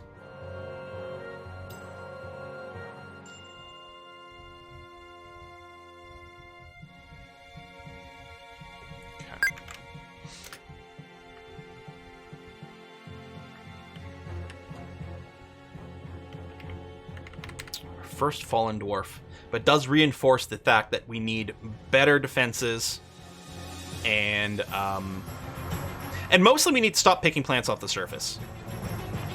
All right, we might recruit a bunch of new stone knockers because we're gonna go ahead with plan, like outer wall. So what I'm gonna do here is I'm gonna go and channel. Tell you what, from here we'll go.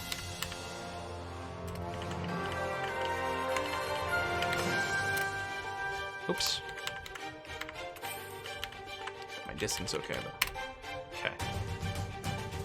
We'll channel a slightly smaller area, but then what we can do is we can build an inner wall that just encompasses these 2 buildings over here. I might want a little bit more space than this. 1, 2, 3, 1, 2, 3. 3, 1, 2, 3. Okay. Oh yeah, then I can just do this. Okay. So you're just gonna channel this little area down. We'll build some walls. But yeah, I'm going to say, okay, we're going to refresh this. We're going to get some extra stone knockers. So what we're going to do here is I'm going to sort by, oh, I guess it always was masonry. So Cryad and Satani. Ooh, Satani wouldn't be a bad doctor either. But you already have a little bit of masonry skill. Sirad Watto, definitely you're going to become a stone knocker. Mining, masonry will help get those walls up and things. That's going to be quite good. And we clearly have a lot of mining to do. We even have Ploen over here. Maybe you're the pick, because you've got a little bit of stone crafting. You've got a little bit of engraving as well. No masonry and mining, but that's going to be okay. Plowen, congratulations. You're also going to be a stone knocker. Okay. And we'll just leave all their skills on for now. That's going to be okay. Well, maybe I'll turn off the the gem cutting. I mean, the glass making doesn't matter because we don't have glass makers anyway, so it's irrelevant. But yeah, don't do the gem work. You can do the others, it's fine. Whatever comes up, sure. That's okay. Alright, so that will bring more dwarves to dig these channels down, which is going to be alright. It's a stone knock life for us. It's a stone knock life. So we don't have anyone assigned to the burrows anymore, which is good. We got a few idlers, but not very many.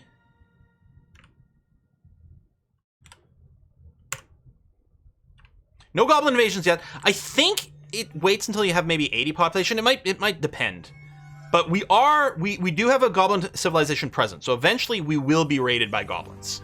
That is 100% the case. 100% the case.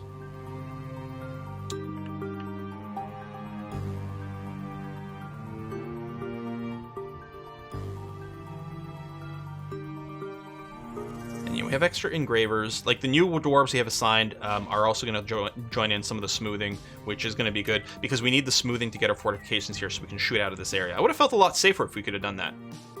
We will be cutting the trees. What I'll probably do is set maybe an auto chopping zone around here, or what we could do is we could just pave via, like by building roads, we could pave the area inside and just outside of our walls to prevent trees from overhanging our walls.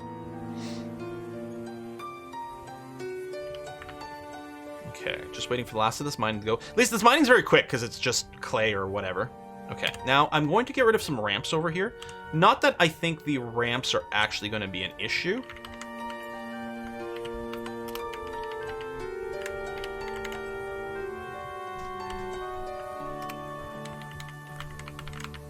Because we're not like abutting our walls over here. But this is going to be a lot better than like last fortress where it was possible for people to like sneak in unexpected ways and things. Okay, done. Now what we want to do is I'm going to build a nice big wall. Yeah, this is our body, right? Of yeah, that's Erica Hoff's body. We'll get you buried soon, I promise. So we're going to construct some walls. And we definitely need to do the overhang so no one climbs in. Oh, we need a little bit more stuff removed first. Hold on. There might be some stuff in the way. And actually, I don't know if the trees get in the way, too, of the construction. I guess I'll designate the trees to be chopped down.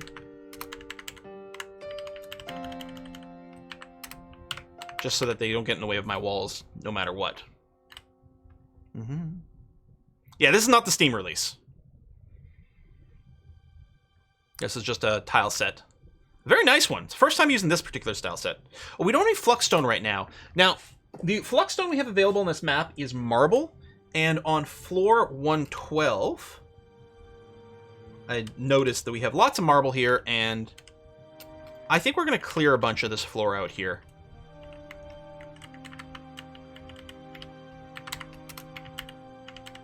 I'm just going to carve out a big area here. Maybe we'll do something with it. Maybe we won't. Mostly, we're just doing this so that we get ourselves a bunch of marble going on.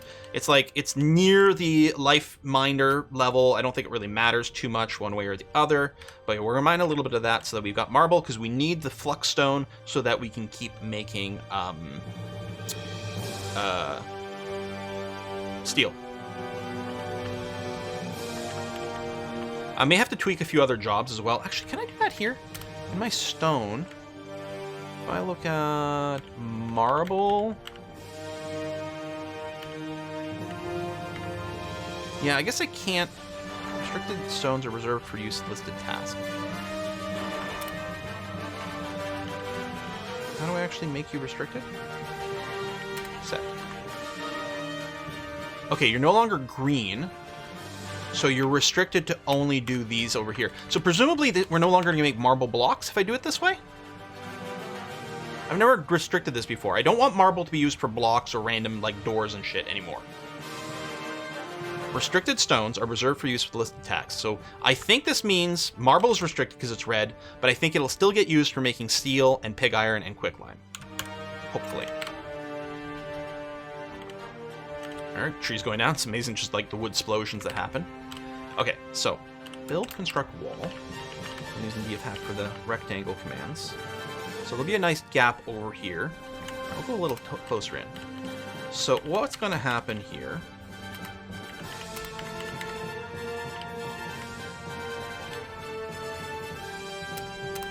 There we go.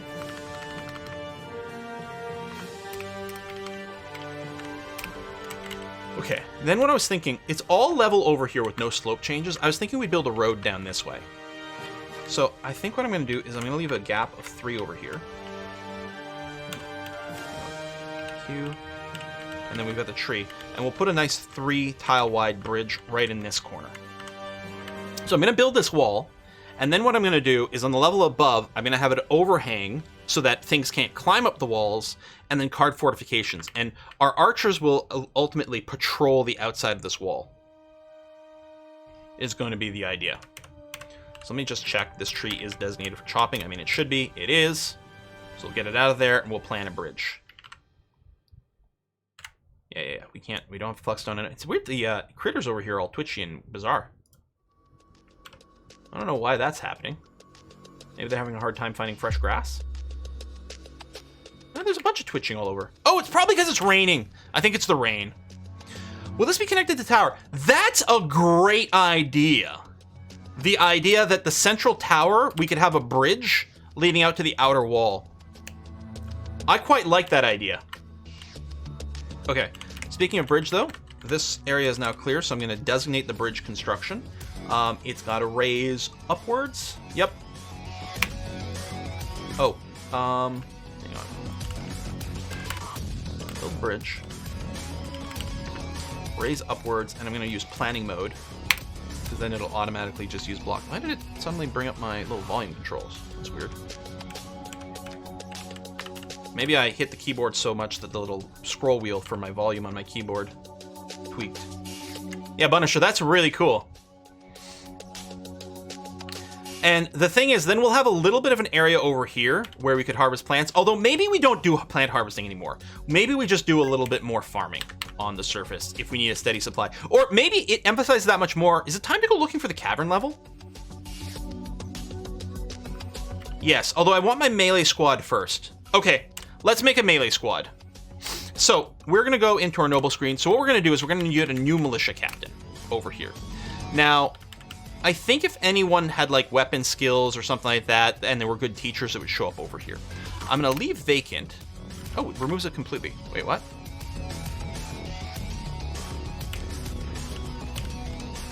Oh, there it is. That was weird. So we talked about Brixified. And there was a request in chat for detoxification. We might wait until the outer walls are done before we put you in the squad detox, because right now you're... The problem is you're too damn useful. But Brixified, I don't even know if you're like a particularly good teacher, but you were kind of a badass, we decided, so we're going to make Brixified our new squad leader. Okay. There's some combat. Giant skink.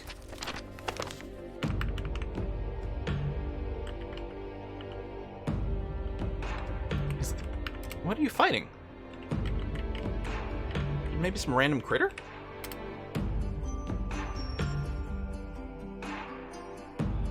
You know what? Was the skink in a tree that got cut down or something? Fell out of a tree. I think that's exactly what happened. Maybe the tree wasn't even cut. It might have just fallen, but I think that's all it did. It take falling damage. All right, we're going to read over here. Check our military. Sorry. Well, yes, military, but we want sort by squad.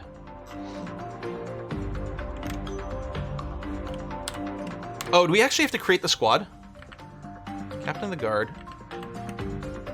very confused as what's going on here. Oh, the captain of the guards got cleared up.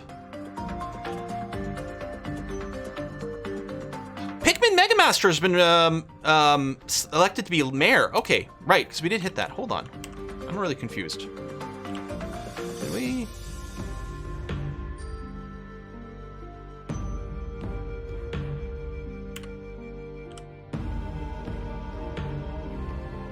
There we go. Green Eyes is a militia captain. We don't actually have a captain of the guard? Okay, we're going to put Bricks in charge of here. It's because of our fortress change. We went from... Yeah, okay. Okay, and you're going to need some positions and things. Okay, now it's making sense. So the captain of the guard, we're going to create a squad with the default metal armor, with Brixified leading the eviscerated theaters. That's not bad. But I think we can do better. What are we going to name? So this is going to be a melee squad. Theoretically, they're going to be in full metal plate armor, or well, probably breastplates and things like that, wielding steel battle axes. The iron bows, the long beards, the sock handlers, the burly bros, clanky clanks. Kind of like the clanky clanks, actually. Clanky clanks.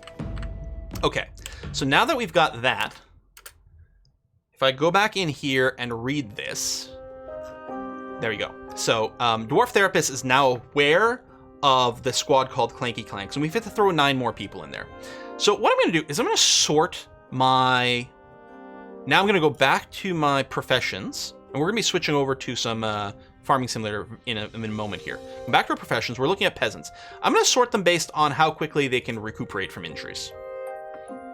And so let's take a look. If we were to start drafting these guys in the military, Kruyan, oh, we can take a look at their regular labors. Kruyan over here, yeah, that's fine. Setani we might want to use as a doctor, or the armorer. Or sorry, that's Setani's the doctor, McBain might be the armorer. So these are still sorted based on how quickly they recover from injury. I'm going to suggest that Kruyan definitely can go into a military squad. Epitaph, for sure, as well. Maybe not Setani or McBain. Nobby's a good contender. We're going to skip over Ryan, because you are a bookkeeper right now. Reddish Mallard, no skills of note. Candy King, ditto. Jess, same thing. So that is 6. We need 3 more. We might not want to fill it right away, because we might not have enough equipment for everyone right away anyway, and we do need to keep some number of peasants. Let's just grab these, and we're going to throw them in the squad, the Clanky Clanks. And then if I sort by squad again... Oh, wait, for today? Hopefully it's on Wednesday, Daniel. World War Wednesdays.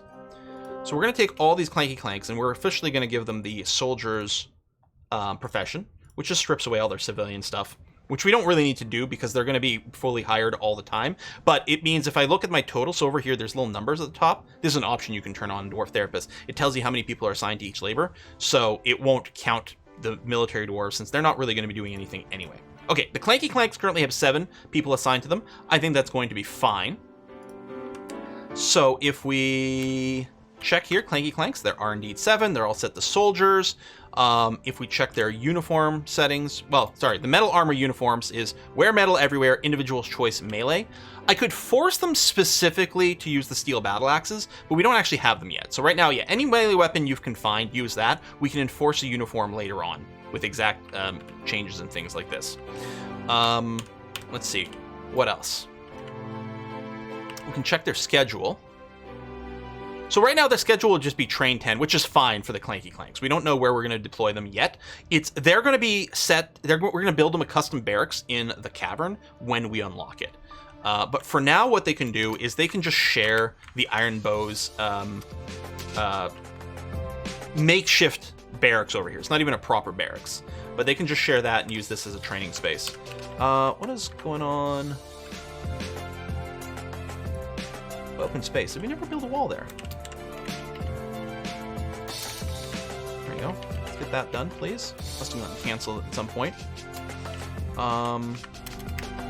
Get these corners done here. And then the roof here is coming along very nicely.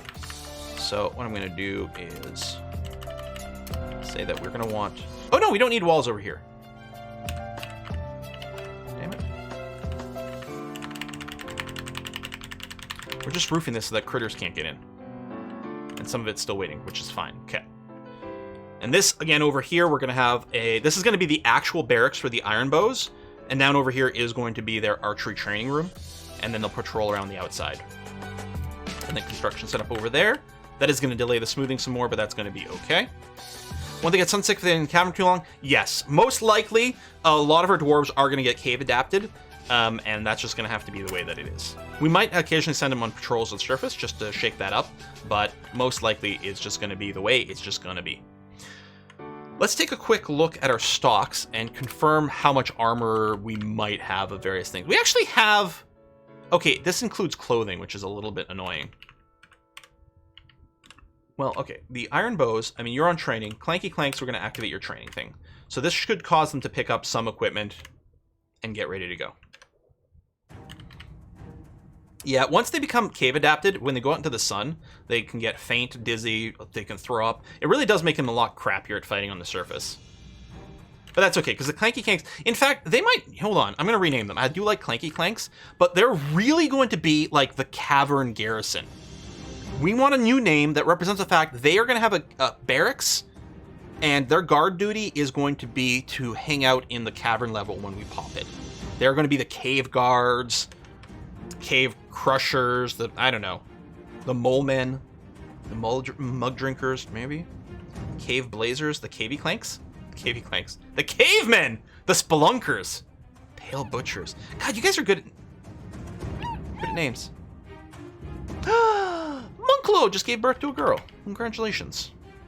The drippy stalagmites, the tunnel snakes. Tunnel snakes rule. Yes. Right? Fallout 3? Fallout 3, right? Tunnel snakes rule! Alright, so now that we have a squad, we're gonna... I can't remember, do I have a... I do have a down cross, which I think I position over here for my macro. So we're gonna have up, down, stairs. I'm gonna load, down cross, and hit play. Nope. Oh, I want it in the middle. Okay. Not in the corner. I want it here. Play. Play. Play, play, play, play, play, play, play. So we'll go down to, you know what? This digs down to Z level 90. Let's do that and then see what we get to at that point.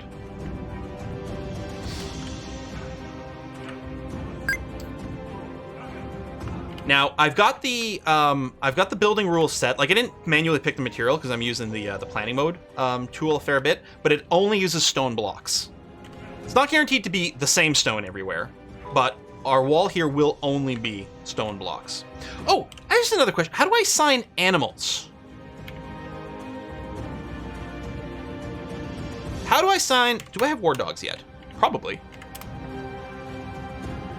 I have hunting dog. Oh no, I guess I didn't train war dogs yet. Okay, let's start that process.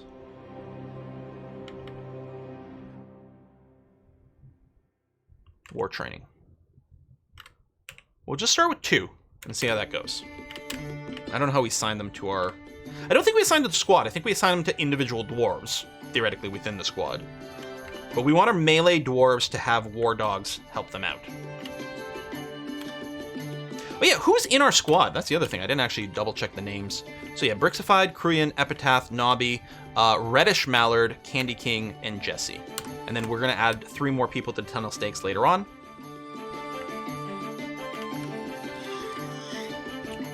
Oh yes, our slate pedestals are coming along. So if we take a look at our little museum over here, got some stuff. And yeah, there's still infinite smoothing jobs and stuff still pending. Okay, oh, good. Okay, we got tons of wood over here. What we need to do is we need to set up the rest of the workshop for our wood layers. So, clothier, bowyer's workshop. We're not really going to do that. It's really about the carpenter's workshop. And you know what? We should use logs for the carpenter's workshops. It's the only thing that makes sense, right? Almond wood logs. gonna make 4. We're not gonna need 4, but we'll do that. What else do they get? I guess they're gonna get the wood burner shop, or the wood furnace or whatever it's called. Does our wood lair get anything else?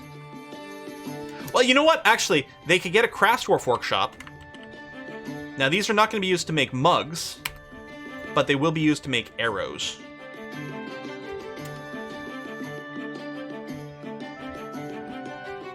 Oh, ashery. You know what? An ashery makes a lot of sense.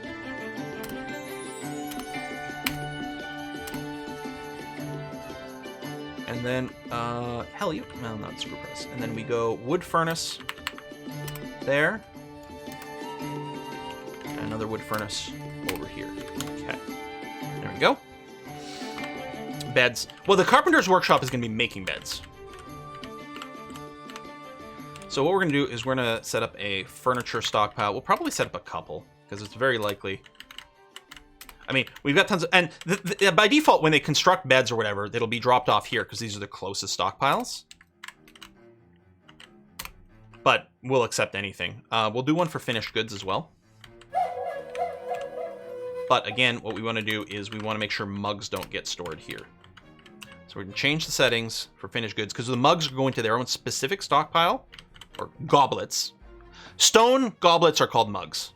So we're going to block that. So the goblets go in their own specific stockpile because they're set to auto-trade. We struck Gosh Knight. I don't know what Gosh Knight is. Oh, we struck it up here. Oh yeah, this is our Life Miner's floor. Well, Life Miner. This is just a big marble digging floor, is what this is. Thought goblets were baby turkeys. Ah! That's really good. Oh yeah, the wood burners. Yes. Thank you.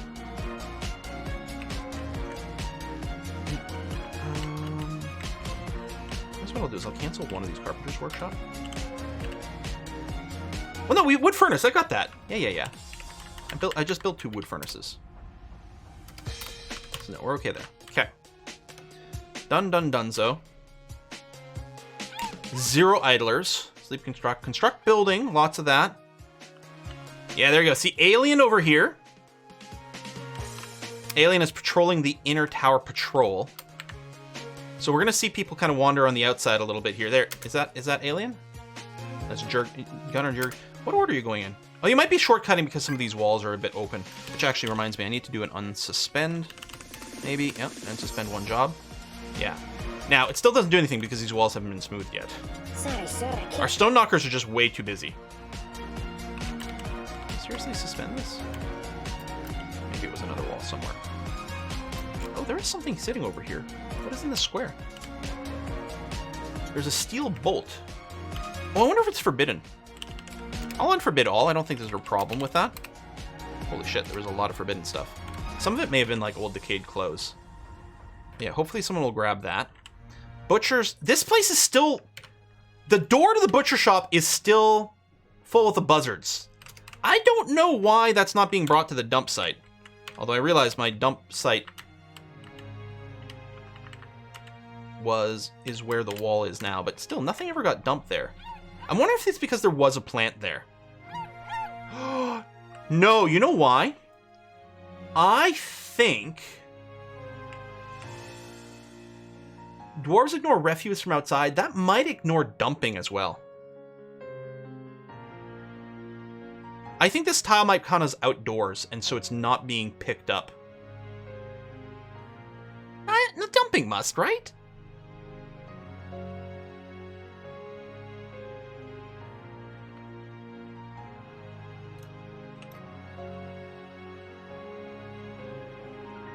I mean, it's not outdoors, it's literally indoor, that's true. Let me make a slightly bigger dump site. Just in case it was because there was a plant there or something weird.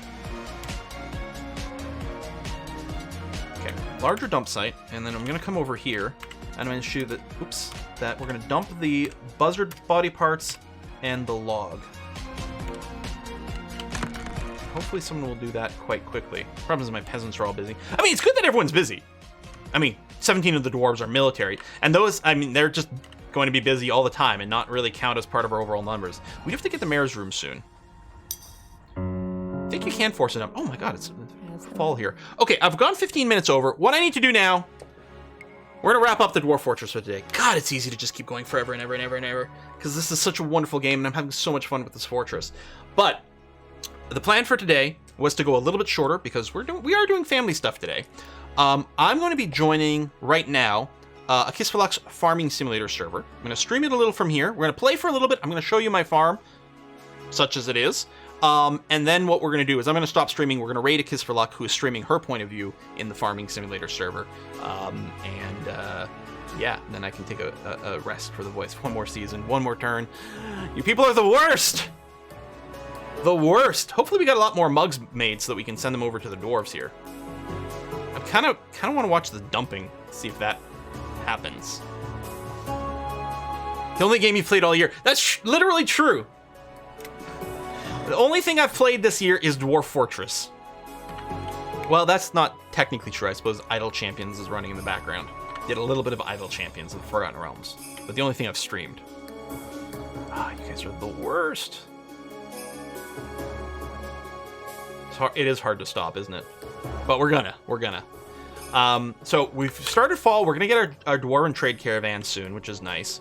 Let me do another unsuspend here. Although I suspect the wall up here might get blocked again because this arrow hasn't... It's possible we don't have ammo stockpiles organized. What I'm gonna do is I'm gonna make a stockpile while we're thinking about it. I know I gotta stop, and I will. I'm gonna make a big ammo stockpile over here. Now, I'm going to block all bins. So there's a bug with the ammo stockpiles where if a dwarf is trying to get ammo and it's in a bin, the dwarf sort of reserves the entire bin. So if two dwarves are trying to get ammo and they both want to get out of the same bin, it's not going to work. Only the first one will go because he's got the entire bin reserved until he grabs his ammo, and then the second dwarf will come. So your ammo stockpiles, you may not want bins in them, especially the ones where you're expecting to be grabbing stuff quite quickly for battle. Although luckily here, there's not much movement required, so it would resolve itself pretty quickly. But it's possible that arrow or that bolt on the upper floor isn't being brought anywhere just because there was nowhere to store it. So, yeah, well, that might be the case. Hopefully we've got all the fixes we need. I think, no, our roof's not done yet, so I can't get rid of that ramp and seal in this upper floor yet either. And yeah, hopefully these walls and the bridge starts going up. But yeah, everyone is really super busy all the time. We're still doing a bunch of mining, although I think a lot of the mining is done. Oh, did we? God, one more thing I want to check. How's the digging down going? Oh, it's, all right. Let's... Now, it's possible. Let's go down. All right, I'm going to go down another 10 floors. I suspect we might have missed the cavern lair somewhere in here. What we can do is throw down a few little exploratory little tunnels somewhere. So, 105. So, 110, I think, might be our... Let's put that down. I think, or floor 100. Yeah, 100 is going to be our flesh renders. A dwarf has gotten an idea and has... Whoa! Oh my god, there's a strange mood. I can't stop now. And then, after that, we're going to do exploratory tunnels to find the cavern for our plant tenders, because they're the last ones missing. Plown is withdrawing from society. What kind is it? Taken by mood. What kind of mood? Non-specified mood? Withdrawn from society. Because... if they're in a good mood, they get one of 3 different types, 2 of which give you the skill, 1 of which does not. Well, let's see what you claim in a second here. You there. So yeah, hold on. Oh, did you just claim? God damn it. Give me the workshop. I'm gonna set hotkey F7 on this floor. And then we'll go down to like 95.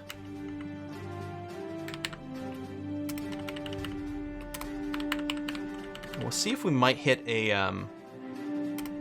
cavern lair over here. And then if that doesn't work, then I'll do the same thing on floor 90. And if that doesn't work, then it'll be floor 85. Possession is the one that doesn't give you the skill. This one does. Cool. So you've claimed a craft dwarf workshop right up over here. And you're not there currently, so it means that you are going out and collecting some things. Yeah, so it's been claimed by Plown. It's a secretive mood. Okay. Where the hints about missing stuff would be vague. Although we have a ton of different things in the fortress. I find it hard to believe that we won't have something to satisfy the mood. Let's come back to you in a sec. We're going to hit some gems over here. How exciting. Whoa! Okay, discovered an expansive cavern deep under... That's a lot of water.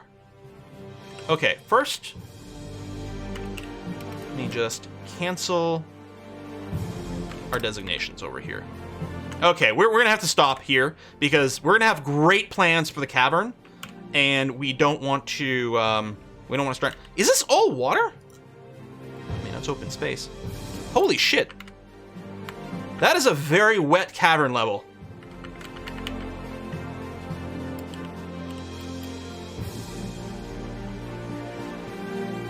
Huh.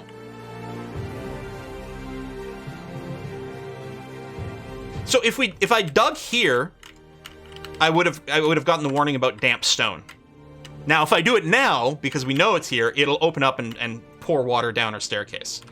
But we're just literally just one level above the water, which actually isn't bad, because what we could do, for example, I promise we're going to switch to Farming Simulator in 2 seconds, is I can like dig out this area and then set up a little pump to pump the water from here into this area, just flood it to get it muddy, and then we can get our underground farms going. And then, you know, I know I was talking about putting bedrooms in the Lifeminder stage, but what would be kind of cool as well is carving like rows of apartment blocks in, say, this like pillar here, looking out into the cavern layer or something of that nature. I don't know. But where was it? Right over here. So let me hotkey this. There you go. So yeah, that's floor 100. This is going to be the flesh render floor. So yeah, I have a hotkey for the surface, and then the Great Hall. And then I'm missing a hotkey still, because there's 8 hotkeys. One's the surface, which isn't a class. One's the entrance, which isn't a class. And I got 6 others assigned. So some group is still missing a hotkey, but that's okay. All right, we're gonna put a cut in here. We got tons to do. We don't know what the artifact's gonna be yet, so that's gonna be a bit of a cliffhanger for next time. Let's switch over to Farming Simulator, you guys. We're gonna do that for a few minutes. Let me show you my farm. So let me over here save the game. Let me take a short little break here as I make some scene changes. So give me 2 seconds. Or a minute. But it won't be long, I promise.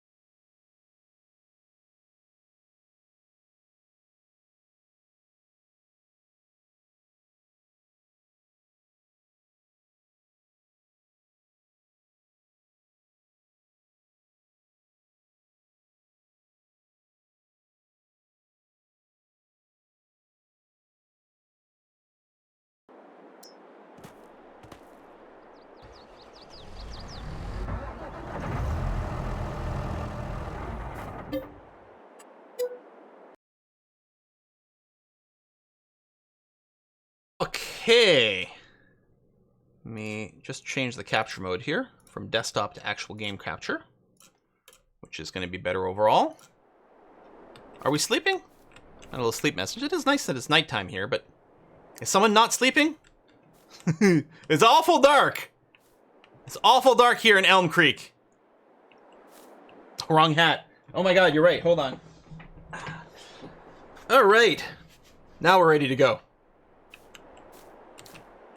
So, I might jump in on the Discord in a second. So this is a multiplayer server run by A Kiss for Luck on her channel, which we will be raiding after this.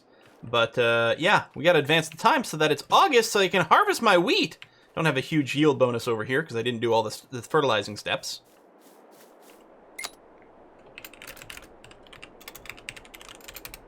Oh, I'm betting someone on the Discord said, oh, I can't do it right now. Hold on, we got to finish.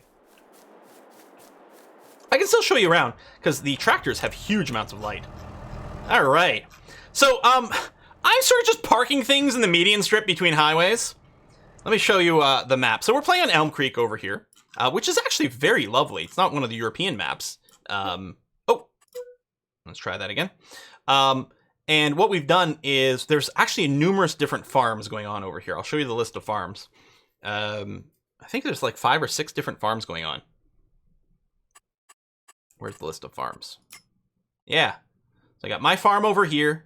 Junk's farm, offers you can't refuse, which actually isn't in use currently yet. Bad news, named Moose, Ashlands, Efficient Organics, which they do spray a lot of pesticides and fertilizers. It's all lies. And then the community farm.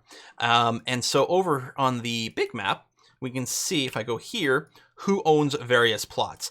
So I have also been assigned plot 20, 21, 29, and 31. I haven't been able to buy it yet, but this area in the center here is all going to be my farmland, everything that you see in pink. And then up over here is where A Kiss for Luck and Rhino are farming their organics. And this is the community farm down here. So I get the central location. The downside is I actually don't have a big open flat spot to build houses. There's actually a little house. There you go. Now that it's daytime, let's take a little cruise around here. Oh, you know what I should do? Hold on. Because it should be hard. Dude, I'm walking here. I know it's a motorway, but still. Let me just check. Yeah, the wheat's ready to harvest. Let me just hop in here and hire a helper. There you go. All right. Go, Caleb, go. Farm that wheat. So there's this little house in the middle of my territory, but I actually don't own that property right over here.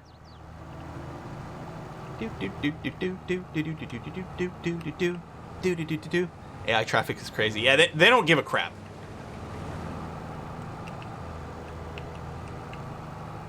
They do stop with some of your equipment. But yeah, see this little house, which is just a little hole in the territory that I own. But I have taken to parking like a lot of things in here as if this was my property.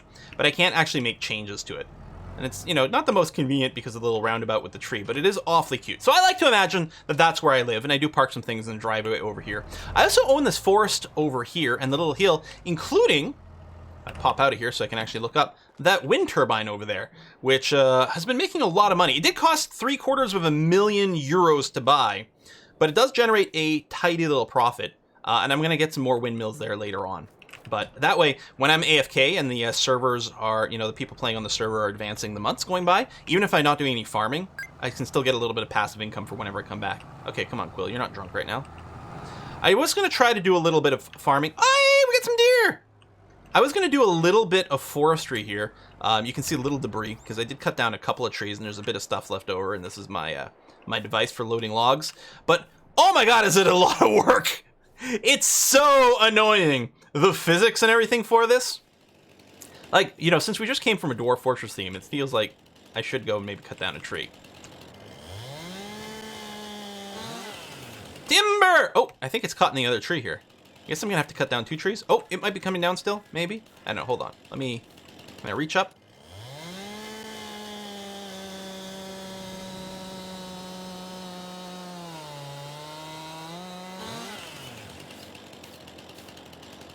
There we are. Then what I'm gonna have to do is I'm gonna have to hook this up to my tractor, pull it up through here, and then start loading it on. And it's just like such a physics shenanigan game to try to get everything working. And it's not like you make a ton of money for it, but it is, you know, it is satisfying that it exists. You know, who doesn't love killing trees? Overhead chainsaw in the proper form. Listen, it's not like Valheim. At least I'm not gonna kill myself by chopping a tree onto my head. But yeah, we can go and pick up some of this debris later on. I love that it exists. Oh, Junk is planting trees too. Ahaha. Yeah, I like this little thing. You can actually get on it, but you can't actually run it if it's not connected to a tractor, because it doesn't have its own power source. So you need a tractor to be turning little. These might be electric motors, I suppose, or it might be hydraulic. Those look like they might be hydraulic connections. I'm not sure if it's hydraulic or electric power from the tractor that powers this thing, but it is awfully cute. Hydraulic, says Juna. Get more money the longer the piece of wood are when you sell them. Oh. Well. Okay. That's my lime sprayer just parked over there. Again, I don't have a proper parking thing, although there is also this territory over here that I occasionally park some things in that I sometimes pretend is a little bit me. But then at some point, I am going to be purchasing plots 20 and 21. I think you might purchase them in one chunk. I'm not sure. And they actually do have a little bit of a property. Like, it's got such a small, like, farming plot that it hardly counts. But, you know, like, that's so tiny to farm those areas. But there's then a little bit of buildings over here, and there's at least flat space to maybe put down, like, a silo. Because I'm not sure that silo over there, that might just be cosmetic. I'm not sure I can actually use that to store things in. Perfect for wine. Yeah, maybe. Maybe a little vineyard. Maybe even for olives. That would be nice. Or maybe we can plant some plump helmets. Oh, no, that would be underground. Yeah. So right now it is August, which is... So July and August is when you can harvest wheat, but I planted my wheat late, so I wasn't able to harvest it in July. So I'm having to harvest it from my 3 little fields. So this one, that one, and then... Oh, I'm going to hit that. I'm an excellent driver. Shut up. And then the little field there just behind the house. This is all wheat. Yeah, I think I only fertilized at 50%, so I don't have the full growth bonus here. Just because I missed a window to do it at some point. Well, actually, I don't actually have a fertilizer sprayer, not a solo one. Ooh, I'm destroying some of my crops. Oh, no, I've got thin wheels in my tractor. It should be okay. Hi, Ava! I'll hop into the Discord in a second. I've got a really cool machine here. Can I start planting this season, or do I start... I think I plant wheat in September. Hang on. Move out of the way. Violating so many traffic laws. Oh, right, I can plant canola, which I absolutely want to get started on. That's what I was going to do here. So August is going to be a very, very busy season. I kind of feel like I need to buy a second tractor. Because what I'm going to do... Let me just check the field. So I just bought this field over here. Hello. Field 30. It's pretty big. It's much bigger than everything I've got. I just mulched it. Yeah, it's got a little bit of weeds, but that's fine. I'm going to go and start planting some canola.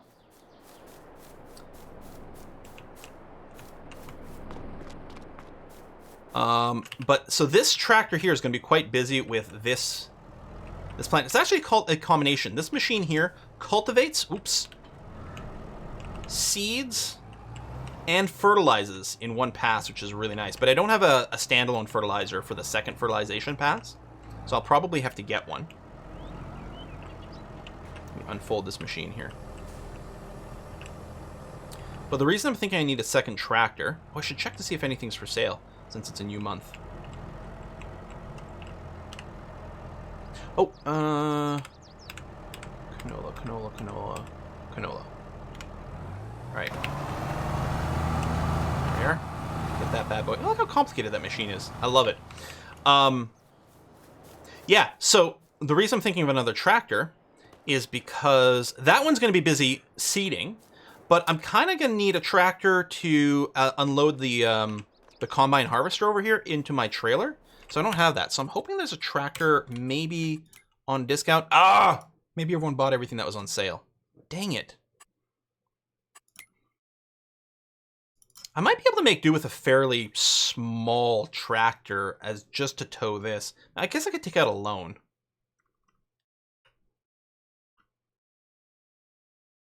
What do I want to buy?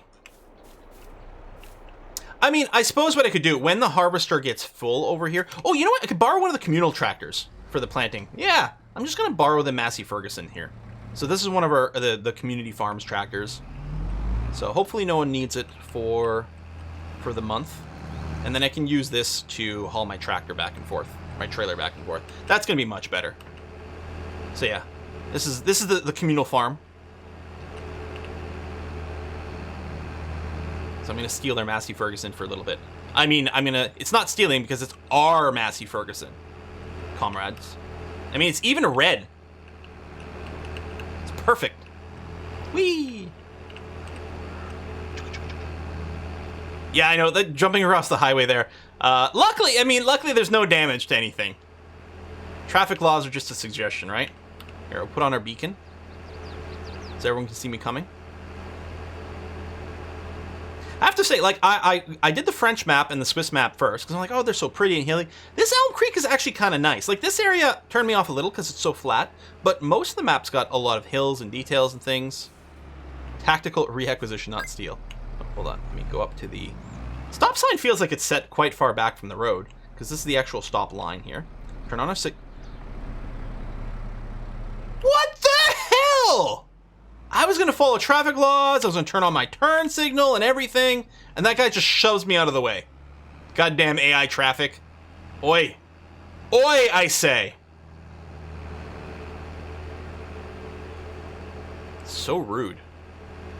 So this is the shop where we buy all of our machinery, seeds, and everything. Which I might need to buy more. Oh. Oh, someone's loading. I was going to honk at whoever this is. That might be a kiss for luck. Oh, that's Job. Beep, beep, beep. Job is a real-life farmer, if I'm remembering my names correctly. And definitely does prove the thing that, like, real-life farmers love playing Farming Simulator. For some reason. Wish you could shove the tractors out of the way in real life. Oh, yeah, when you get stuck behind, like, a tractor, especially one hauling, like, a giant, mega tall... Oh, wrong spot here.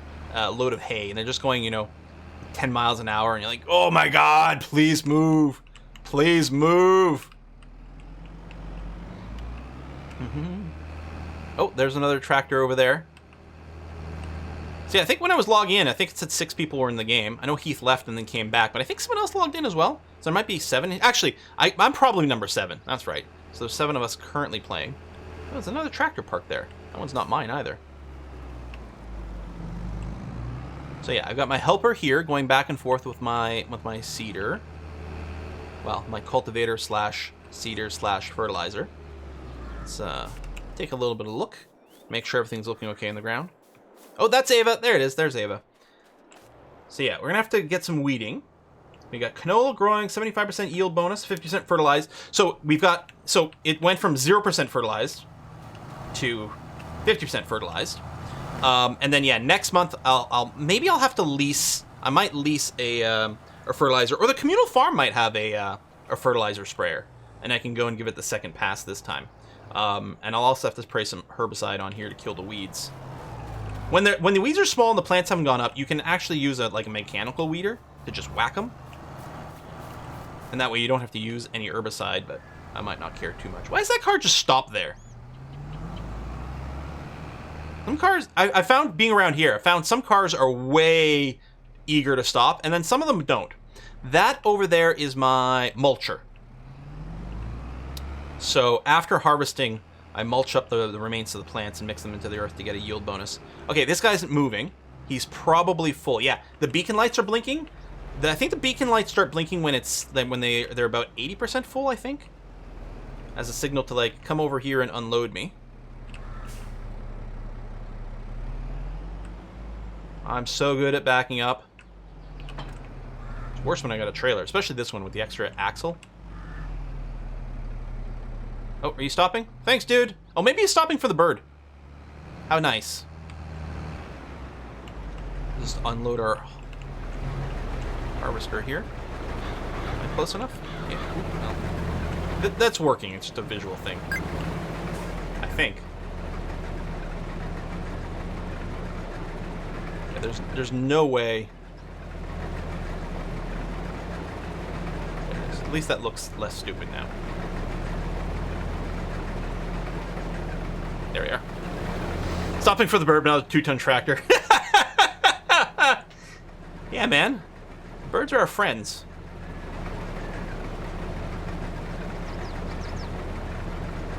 I think I can even unload this, like, on the fly.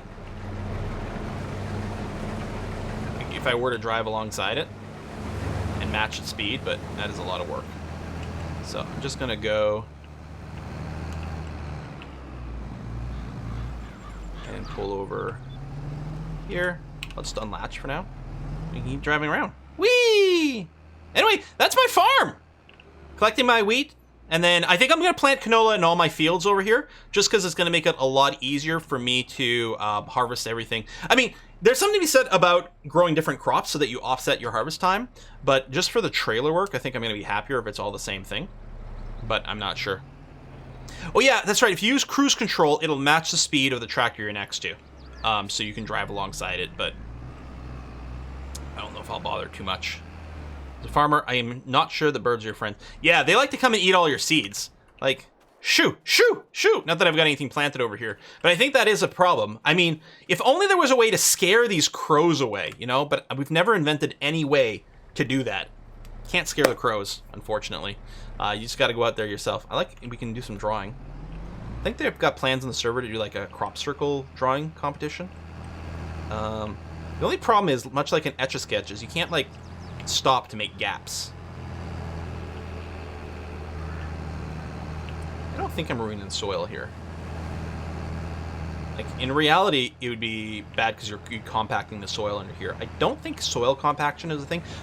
Crop destruction is definitely a thing. If you drive through your growing crops, then you do smash them up. But I'm not sure that you compact the soil. I might be wrong about that. Hey, Job. If we go over here...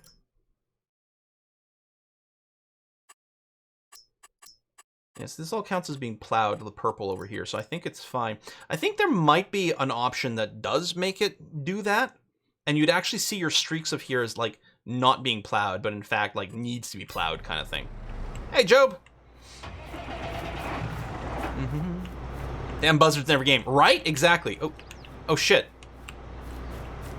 I'm blocking my helper here. I didn't realize that. Oh, you need the front loader! Yeah, sorry, Job! I didn't even realize that had a front loader on it. My bad.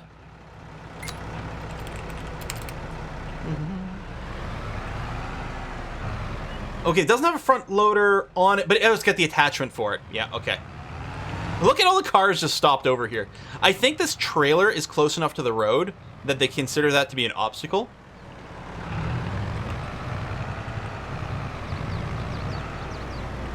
Oh, purple is harvested, not plowed? Oh, you're right, it is. Okay. Well, yeah, I don't know that. Sorry, Caleb. Let me get this out of your way.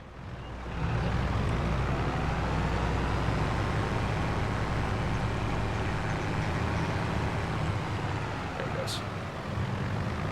Actually, they might be stopped for the helper. They might not be stopped for me. They might be stopped for the AI helper, more than anything. Yeah, the harvester AI path interrupts traffic. I think that is what it is. Oh, I like how this has got the little sunlight over there. Very cool. Anyway, I think I'm going to wrap up the stream here. What we're going to do is we're going to raid a Kiss for Luck, who is streaming this game on this server right now. I'm going to keep playing and harvesting my thing, but I'm not going to stream my point of view yet. I don't have any production chains on this map yet, no. I'm just doing very, very basics. Very basics. Other people have got like much more impressive farms. I know there's like huge beet fields out there. Talk about, you know, setting things up for cows, and so you can make chocolate and stuff and everything. I heard some of that. Very, very exciting. But yeah, what we're going to do is we're going to wrap up my stream. We're going to raid a Kiss for Luck, who is, again, on the server playing here. Ava's running around, so I'll still be on here. I'll probably be chatting in the thing. I'll probably join in the Discord. So you'll still hear me chatting over there, but less narration, so I can rest my voice a little bit. Monday is our next live stream. Monday, we're going to be playing Football Manager. Management Mondays is back, because Motorsport Mondays is done. We have accomplished everything over there. But yeah, Emma, who is a reserve driver from Motorsport Manager, has decided to take up a new profession and become a football manager instead. So Emma, our reserve driver for Football Manager, is going to be taking over Air United in Football Manager, and that is going to be a new Monday series. Wednesday is going to be Hearts of Iron 4 as Russia. Next Saturday, more Dwarf Fortress. So for now, do stick around. Join the raid to Kiss for Luck's channel. I'll be jumping on her Discord and continuing to, well, mostly let the AI workers do the work for me because I'm pretty lazy. Thanks everyone who came out. Thanks everyone who gifted all the gift subs today. That was awesome. Contribution to the Whiskey and Chocolate Fund, the resubs, the subs, the follows, the watches, all that kind of good stuff. And I'll see you then. All right, join the raid, give her some love, and I'll see you on her channel. Bye-bye.